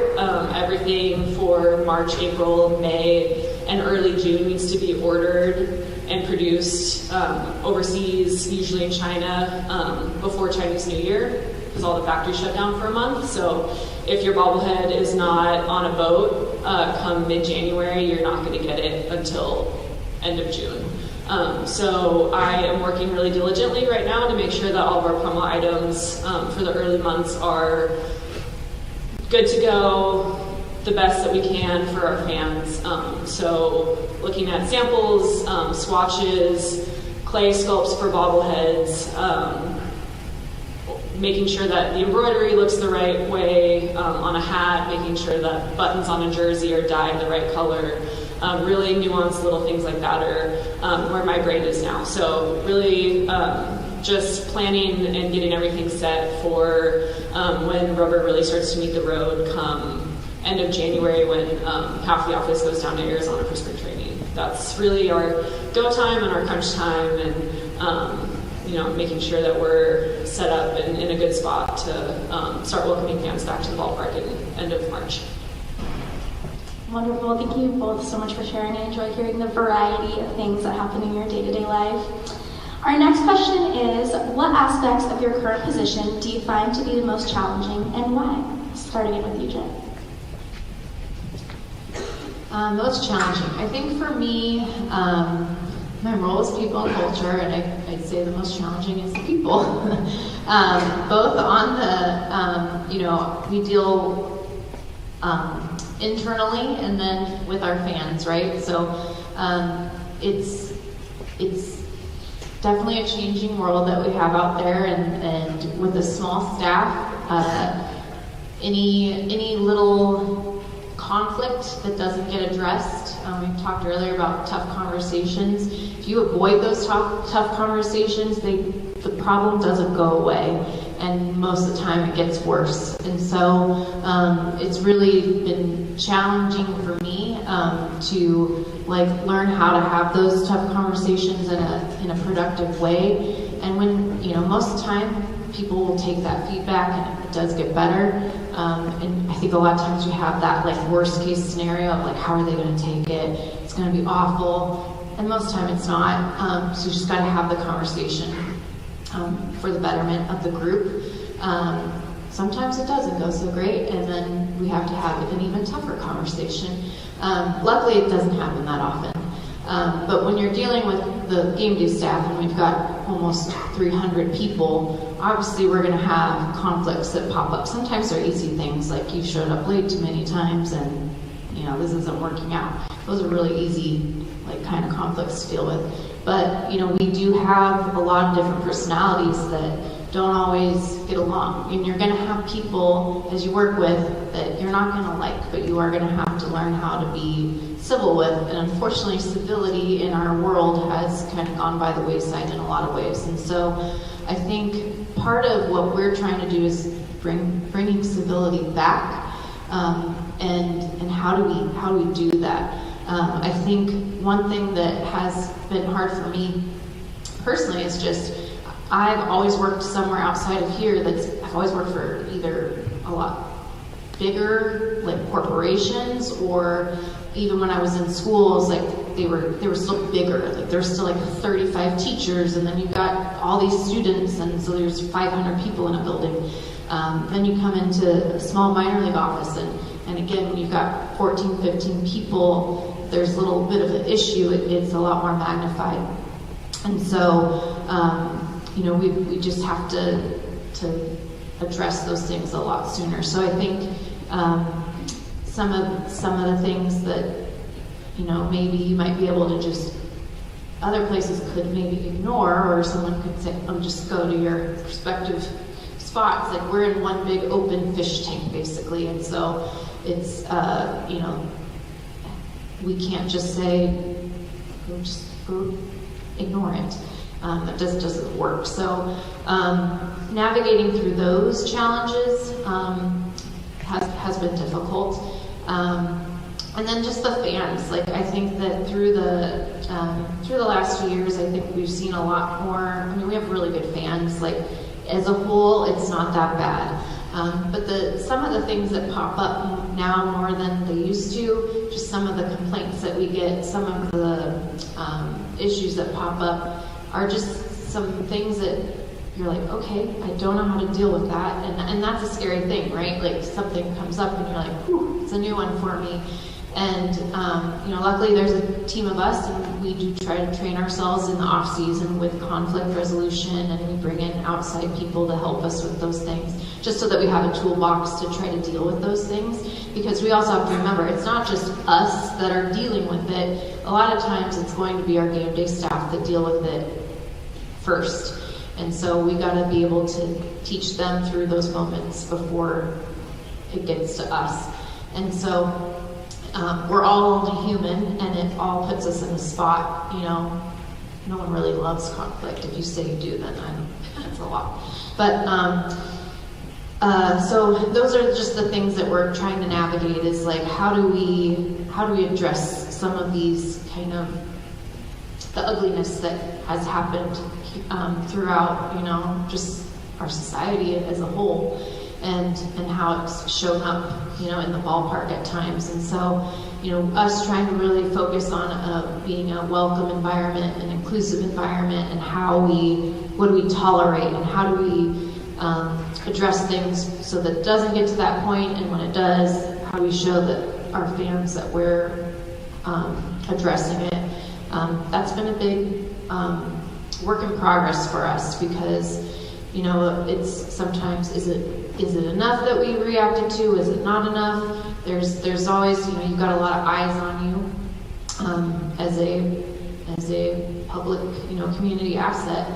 And again, overall, like we've got really good fans, but we're a place that sells a lot of beer, and people come in with, you don't know what they're doing beforehand, and they can trick you into a lot of things when they're coming in, and they can act totally fine, and but everyone has different tolerance levels to what can set people off. And so it's just navigating through a lot of those types of situations that has proven more challenging over the last couple of years. But we are working through it, and we're trying to find more and more resources to supply both our internal staff and our larger staff with the tools so that we can solve it as best we can. I think one of the biggest challenges I face is definitely a lot lighter than that. It sounds tough, but just constantly staying ahead of trends and trying to continue to be creative. I absorbed the promo department a couple years ago, so I've quickly learned that there are only so many baseball hats that one can design before they all start to look the same.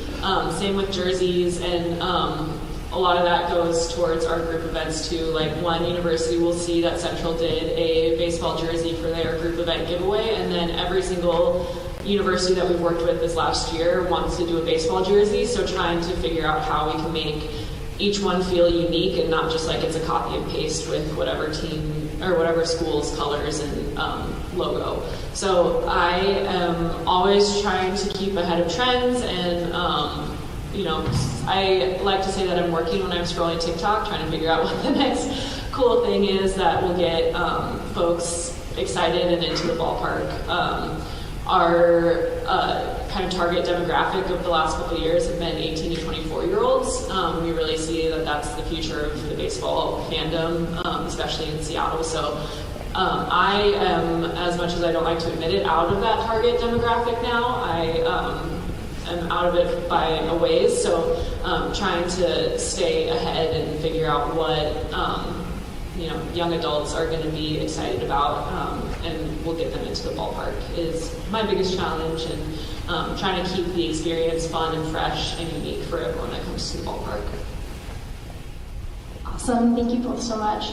Our next question is specifically for Callie, and it is, how does the organization how does the work you do support the sales team and affect the overall financial success of your organization?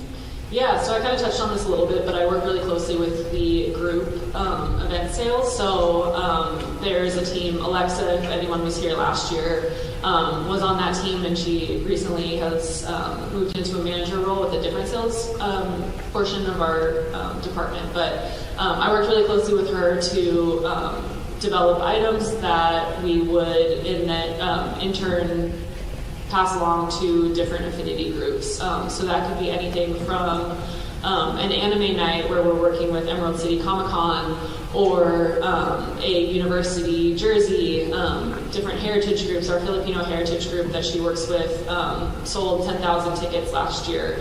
And so we worked together to develop a bomber jacket that every single fan that purchased that ticket would get that item. So I work hand in hand with that department.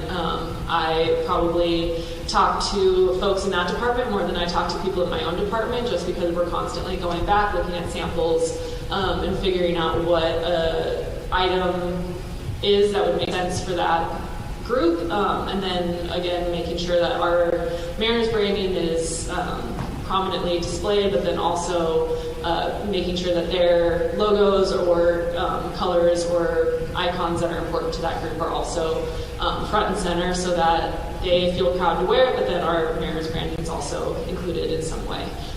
So that, I think, is a perfect example of working with the sales department. Otherwise, we're always coming up with different kind of buzzworthy activations with our partnerships team. So partnerships and ticket sales kind of fall under the same umbrella at the Mariners. So we work closely with our corporate partners to make sure that their partners are feeling supported and are excited about what we're doing at T-Mobile Park, and then in turn will renew year over year, spend more money with us, so that we can produce a better product in park for our fans. So a great example of that is Hempler's Hot Dogs from Heaven. If anyone saw parachuting hot dogs this last year, that was something that we worked hand in hand with our corporate sales department to pull off. So, the first time we did it, we were like, this is ridiculous, but we'll try it.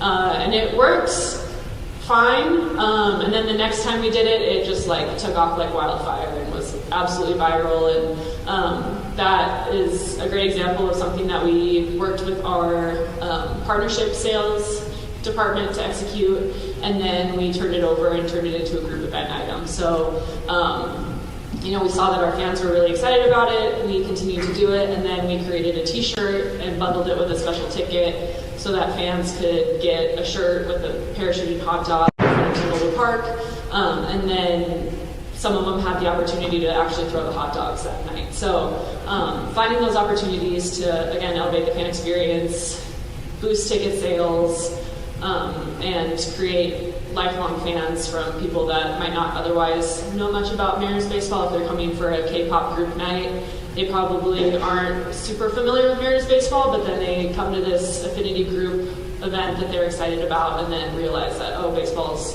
actually really fun to watch, and the Mariners game day is something that I want to be a part of in the future. That's so fun. It sounds like you have a lot of creativity, which is awesome. All right, our next question is for Jen, and it is, what skills and attributes does your organization value when interviewing and hiring new staff? Great question. So one thing that we've really developed over the last year since I started taking over all the interviewing with our roles, we developed core values in 2020, and we worked together as a staff to come up with those core values. We put them on our wall, and then we did nothing with them, much like I think a lot of organizations do. And I really had a problem with that because those are going to be the words that we strive to live by as an organization, and they need to show up. And so we've worked over the last few years to operationalize those values. How do they show up in our work, in our people? And so in this last year, we started to weave them into our performance reviews with our end-of-year reviews, but also I weave them into a lot of into our interviews. And so I'll give you a little behind the scenes that, as a small team, when we bring one person on, it really makes an impact to our organization. So as much as we want to bring on people with the right experience, we do, a bigger portion of that is how are they going to add to our team. So you probably hear a lot about culture fit, and that is a big thing, but it's not just about fit within the team, but how are they going to make us better? And so that is a question that we ask, is how are we going to get better with you on our team? And what I have to do is really a visualization exercise. It's how do I see them sitting in between Johnny and Johnny, and what are they going to, how are they going to differentiate themselves? I don't want 7 of the same person. And so as much as, those people are great, and that's why we hired them, we need to have people with, obviously different backgrounds, and we're trying to definitely be representative of the community that we're in, so that's a big driver as well. But ultimately, we want people that are going to make us better. And so when we're interviewing, we're really trying to focus on baseball is a lifestyle, and I'm sure you'll agree with me. We got that kind of lecture quite a bit early on. Right before the season, and I would roll my eyes. I was like, oh, yes, I know. But it really is, it's not for the faint of heart. It is, we work 70, 80 hours sometimes during a season. And we're, like I said, we're trying to get better about that, but that's the reality of it. We're moving tables and chairs, and we're putting up tents, and we're doing all these things that are not super glamorous, but they're the stuff that has to get done to make sure that our show goes off when people pass through the gates. And so those are the things that when we're interviewing, like sometimes we ask, we always ask, how flexible are you? And we're trying to be better about some of these more scenario-based questions, because you can ask a yes or no question, and everyone's going to say, yeah, sure, I can totally do that. It's not until you really do it that's the true test, right? But attitude is a big driver for us. It is such a cancer to a team if we've got people that all they're going to do is just oh, why are we having to sit out in this cold rain? We're going to go have to tear down a tent next week. It's not going to be great. But internally, we try to kind of keep that, we look at this as these are the team building moments. We can all just embrace the suck is kind of one of the team mottos we've had over the years about some of these things that just they are what they are. And we can look at it in this is the worst, or we can look at it as hey, remember that time we all had to, I'm trying to think of one of the terrible things we've done. But we've had some, I was pregnant and I had to go put up a big, it was 8 of us, and we were putting up a big picnic pavilion tent, and we had no idea what we were doing. And so we were just kind of all staring at each other what do we do? We got it up. and it lasted the whole season. Good for us, but those are just some of those things you're like, I didn't think I'd ever do this in my career, but here we are. But those are the things that, like, you can't necessarily ask that in a job interview, but we can get there in a little bit of a way of like just, asking about how have you responded to some situations in your life. So attitude's a big one. Professionalism is a big one for me. We really like the work hard, play hard kind of mentality, but also like there's a line with that, right? There is service is another one of our core values, and we look at that in multiple ways. So there's the service we provide to our clients, to our fans that come, but also the community that we serve. We try to be out there as much as we can.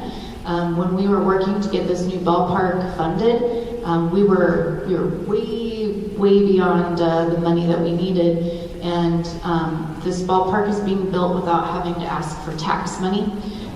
It's being mostly privately financed, and so that's the work of our president and our owners, really just going hard and selling like what vision they have for the facility. But they also made a lot of connections within the people, within the politicians in our state, county, city, and so there was public funding provided, but that was all through TLT tax, which is the transit and lodging taxes, so the heads and beds, the hotel taxes. So the money that we're getting is all stuff that's coming through tourism dollars, through lottery bonds, things like that. And so we're very lucky, but through all, as everything was coming together, and we attended as a staff the city council when they voted our lease through. We had reached out to season ticket holders for testimony to help support getting state funding that got submitted into the state legislation, and to see, just scrolling through page upon page about what people had submitted. It was never about how many, the revenue, some of it was revenue because we're creating a lot of jobs in the coming years, but it was about the community that the Hops have created. And that's really special because that's one of the reasons I think a lot of us work in sports. For me, it's not about the game. I don't really care about baseball, to be honest, but for me, it's the fans and the people that we get to see on a daily basis. It's the kids that I've seen, like when I interview, and they're like, I've been coming since I was 6, and now I get to work here. The staff that we've hired at 16, and now I'm filling out their employment verification for they're going to medical school. Like that stuff's pretty cool. And so when we talk about service as a core value, we want people that are gonna, when we send out like, hey, we're gonna go build a house with Habitat for Humanity, or we're gonna go to the Oregon Food Bank, like we want those sign-up sheets to be filled by the end of the day with the staff that are gonna take time out of the work day, by the way, a lot of times, that are gonna say, yeah, I'm in it, because the big reason that we got so much of the support that we did was because we showed up for our community. So service is a big one. Pride in our organization is another attribute that we look for, and teamwork, teammates. So we talk a lot about being a good teammate. And so, if those are the things that we can uncover in an interview, and you can't always uncover it, it's a 50-50 shot. As someone that has hired a lot of people, you can show up and answer questions really well. We aren't going to know until you come in and put in the work. And so, there's being inquisitive, asking a lot of questions. It's not always about being the last one to leave, but sometimes it is like those things do make a difference, and we do notice that stuff. And so, those are the things that make a big difference when we're looking for people. Awesome. I love how much thought and value goes into your hiring process. That's great. So our next question is for both of you, and it is, what are skills you wish you would have gained as a college student to help you be successful in your current role? And we'll start with you, Callie. Sure. I was thinking about this last night, and if I could go back and talk to college me, what would I say? And one of the big things would be really paying attention in my finance classes. When I first started out in my role with the A's, obviously I was very entry level, super hands off from any sort of budgeting process and balancing my areas of oversight.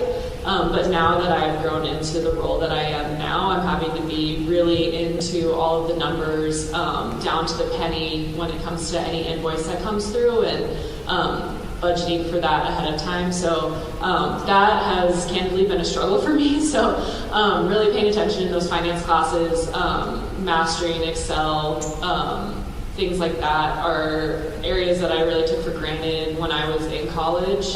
We had one specific class where it was all Excel and learning how to do pivot tables and things like that, and I kind of blew it off and just went through the motions to pass the class and make it a tick box on my transcript. But looking back, I wish I would have actually taken what I learned in that class and applied it and been more present in those particular classes. The other thing that I wish I would have done was be more involved in like the business clubs on campus. I'm not familiar, or I don't know if you folks have AK Psi, but that's one thing that, as I'm hiring college kids and folks that are recent grads, that is something that I notice more and more on their resumes is participating in clubs like this and business clubs and business fraternities, and taking what they learn and applying it to their current roles. So that's another thing that I wish I had participated in more. Obviously, I'm happy with my current role and where I ended up, so I think everything kind of like worked out, but I attribute that more to maybe more of a fluke than if I had actually put in more time when I was in college and taken advantage of those resources. So I think once you're out of college, it's really hard to make those connections and build those experiences. So take advantage of those while you are able to. Yeah, it's a great question, and I really think it's different for everyone, because it's easy to look back and be like, oh, I should have done that. One thing, and it's still hard for me today, but I think the comparing yourself to others is a big one, because I mentioned earlier it took me 7 years to get through school, and I was really embarrassed by that. And when I think about it now, I'm like, I was 25. It wasn't like I was like, on death's bed and I had no future, but it just I felt so behind. Even now, when I look at, we hire a lot of people just out of college, and I think, gosh, you're so lucky you had a full-time job like right away. But I think, I pivoted a lot. I changed schools. I took an internship that took me out of school for 8 months, and I'm working, and I can't trade any of that experience. Like I did a lot in those 7 years that life taught me a lot. And so, in that respect, I can't trade that. But I say don't compare yourself, because there's just gonna be a lot of oh, this person got that job right away, and now, but I need to do that. Like, don't be afraid to start at the bottom, because I've had to start over a lot. And if there's one thing that I feel like it's gotten me, is it's gotten me a lot more eyes on me in starting in some of those more entry-level roles. And there's a lot of times when I'm like, I don't feel like I do anything that's like, I just show up and I do my job. And it's shocking sometimes. It's like that's what sets you apart. Well, as someone that oversees a lot of people, it really can. But I think one thing that is I'm seeing now, and I work with a lot of different colleges, and I work with a lot of high schools and just different students, and I love that part about my job, is someone that still loves education and loves, the teaching aspect of my job. Still, I think that it's amazing what's out there for students of, whether it's collegiate or, high school, but there's so many programs out there that maybe they were out there and I just didn't look. But I think we get so, everyone's busy, right? And you get so overwhelmed with, I've got this paper and this class and all work, all this stuff. But I would reiterate the clubs and the classes, you're going to build networks that way, but also the one-on-one, informational interviews, you don't have to do a ton of those, but I'm always happy to sit down with people. It's a low stakes environment, because I think one thing I've discovered is through my life, there's always been this, if I only got to do that, this would be amazing. And I feel like I've gotten there. A lot of the things I've wished for, I've gotten, and that's exciting. But it's not always what you want, right? You think, if I get this title, it's going to be this. And then I get it, and I'm like, this is not what I thought it was going to be. But you don't know it until you do it. And so while you can have those informational interviews, and it's going to be different for you if you were, in that role, there is going to be at least a little bit of a behind-the-scenes peek. And so getting to know what the day-to-day is like for someone, I think is going to help at least kind of draw you in. I do not like the question, where do you see yourself in 5 years? Because one, I can never answer that because I just don't know. But what I do think you can answer is you know yourself enough to know what drives you and what doesn't drive you. What's, I don't like this, but I do know this stuff excites me. And if you can pinpoint those things, then that's going to help you navigate, I think, a little bit more. No one wants a job that's just gonna be, you're gonna dread every day, right? That's no one's life's ambition. And so those soft skills that you're gonna take in college, you're gonna learn here, you're gonna continue to learn throughout. And so you don't stop once you get out of school. In fact, you're gonna learn more everywhere you go. And so my coworker, if he heard me, he'd be like, oh, you're just stealing my line. But it's true. But everywhere you go, you're going to take little pieces of things that you really love and then things you don't like, and you're going to make them your own. And so it's very much true. And so that's one of the big reasons I love the job I have right now is I get to kind of build up on things in all the experiences I've had over the last 20 years of this is how I want to build up our team, and I have kind of that runway to do it with the Hawks. And so take the time to ask the questions, get curious, and that would be my advice. Wonderful, it's all great advice. So we have our last question for both of you, and it is, what opportunities exist for internships and entry-level careers at your organization? We'll go ahead and start with you, Callie. Awesome. So the marketing department is interesting. We don't really have any internships, but we treat the Navigator program like an internship. So this is great because I feel like usually when I talk to Central kids or Central students, it's past the point of hiring the Navigators. So I'm really excited to announce that we are planning on posting the role in the next month or so for the Navigator program. So that is an incredible entry position. I started as a Navigator, and like I mentioned earlier, we have a number of people that are former Navs that are in professional roles.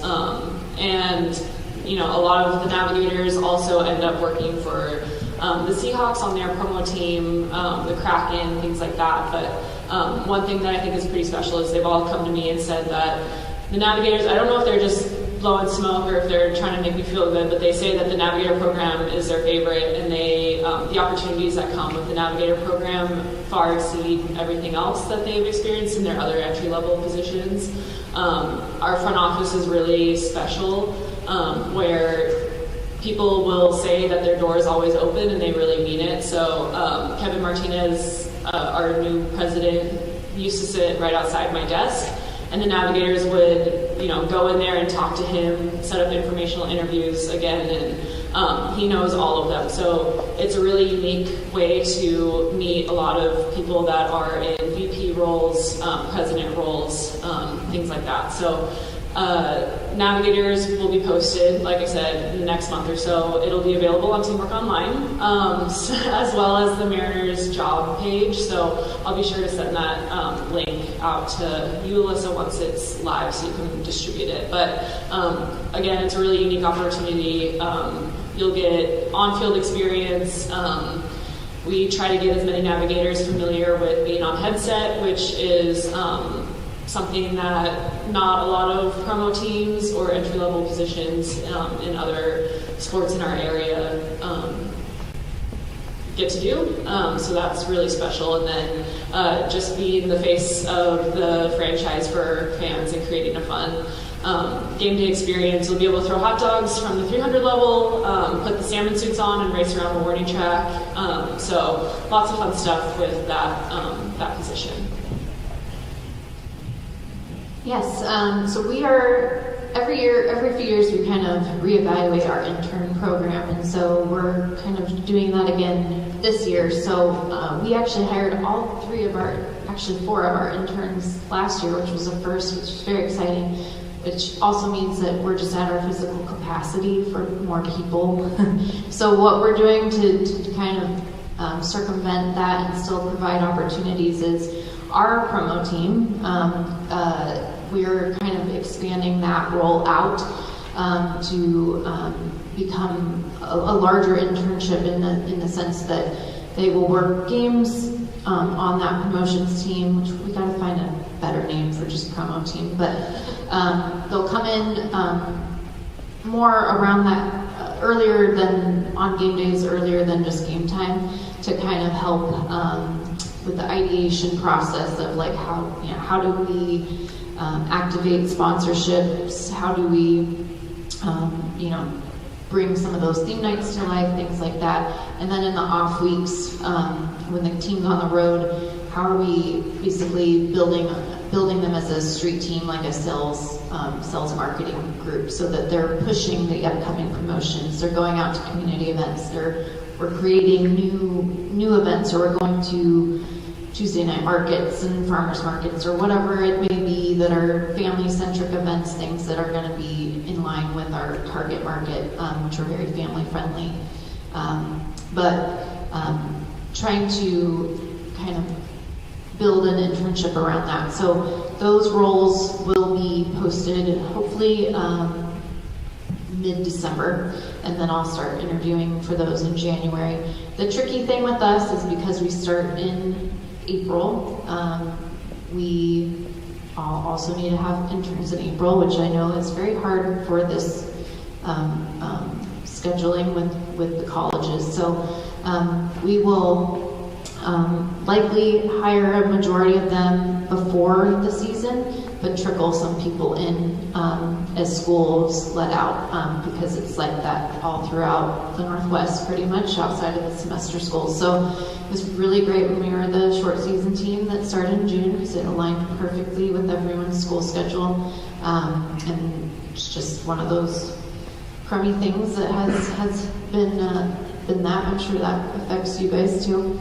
But yeah, so we're working through to be able to provide those opportunities for students on that quarter system.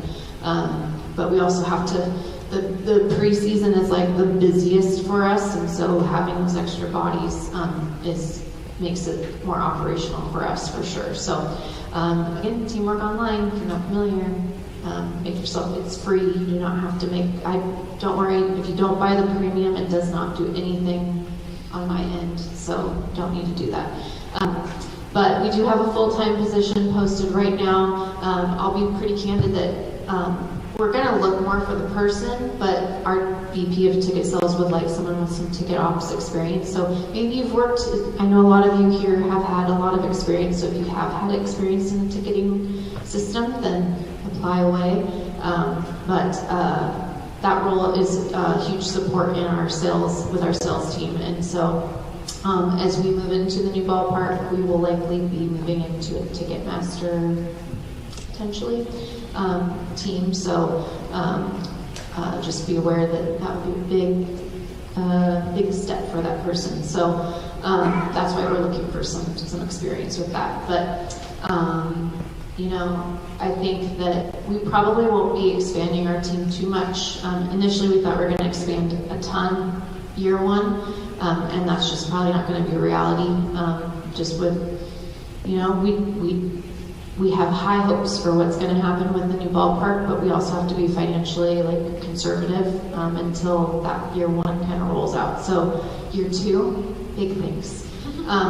But for now, we're kind of going to add a little modestly. But do keep an eye out on that facility. You can follow along with a live construction camera to see what's going on. But come out April 2026 to see the new ballpark is yet to be named, with the sponsorship naming rights coming down any minute, I hope. Awesome. Thank you both so much for sharing your different experiences and wisdom. We really appreciate you taking the time out of your day to come here and share with us. Can we all give them a round of applause for Dr. Allen and Dr. Gold?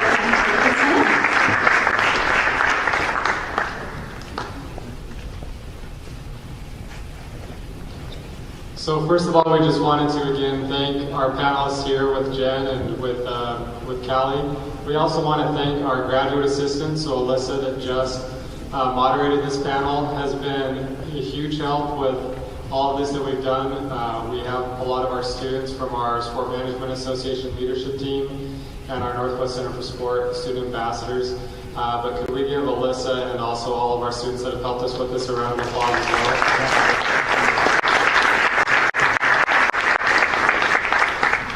So we also want to thank just others that have been involved with this process with us. We've got Sam right here that has done all of the AV for us. Any of the issues that we haven't had this year, which has been awesome. We also want to make sure that we recognize we've got Faiza right here, who is the Dean of the College of Business, and want to thank her for being here.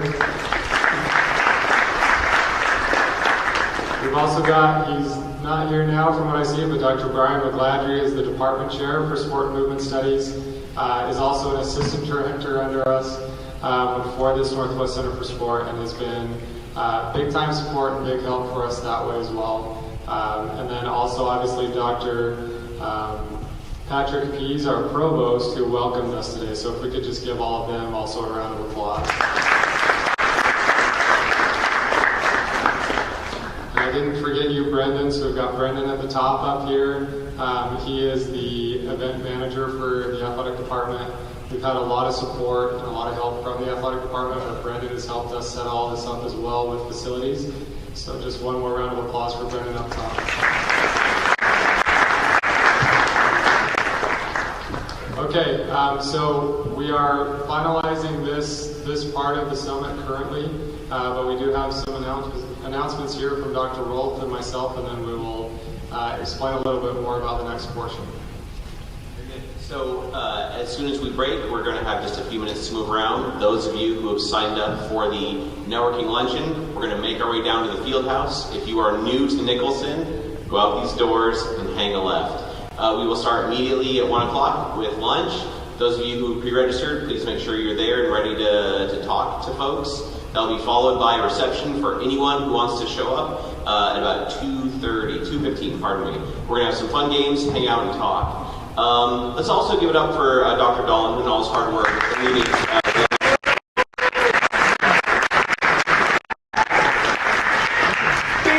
Speaking of Dr. Dolan, I want to talk real quick. You might not know this about us, but Dr. Dolan has been married to his lovely wife for 19 years. I've been married to mine for 22, and we get often asked, what is the secret to marital success? It's quite easy. It's wearing polos like these. And to do that, all you need to do is scan this code.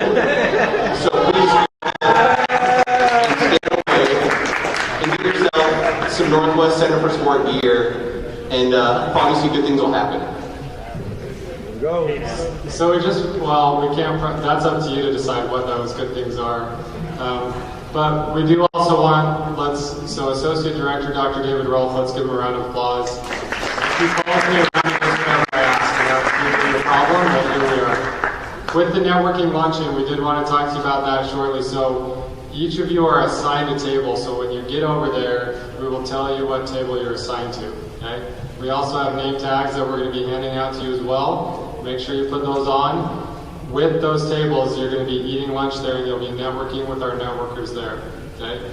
So for those of you that know me, you know exactly what I'm going to say. If you don't know me, get used to this, okay? You're here at the networking session to network and talk. So open those mouths of yours. It's not subliminal messages, anything like that. This is your chance to talk with people and figure out what they've done, right? We have alums here, we have others that work in sport in the area, rec, all those things. Take advantage of the opportunities. They will tell you, everybody that's gone through school, right? This is the valuable stuff right here. This is where you get to make those connections and figure out what you want to do in life and all those different things, okay? So if we walk around and we see you not talking, rest assured we'll make sure you're talking, okay? But just take advantage of this opportunity on the networking luncheon side. If you're not part of it, that's okay. We're grateful that you've all been here at the summit. Thanks for everything today, and we will see you all next year. Thanks, everybody.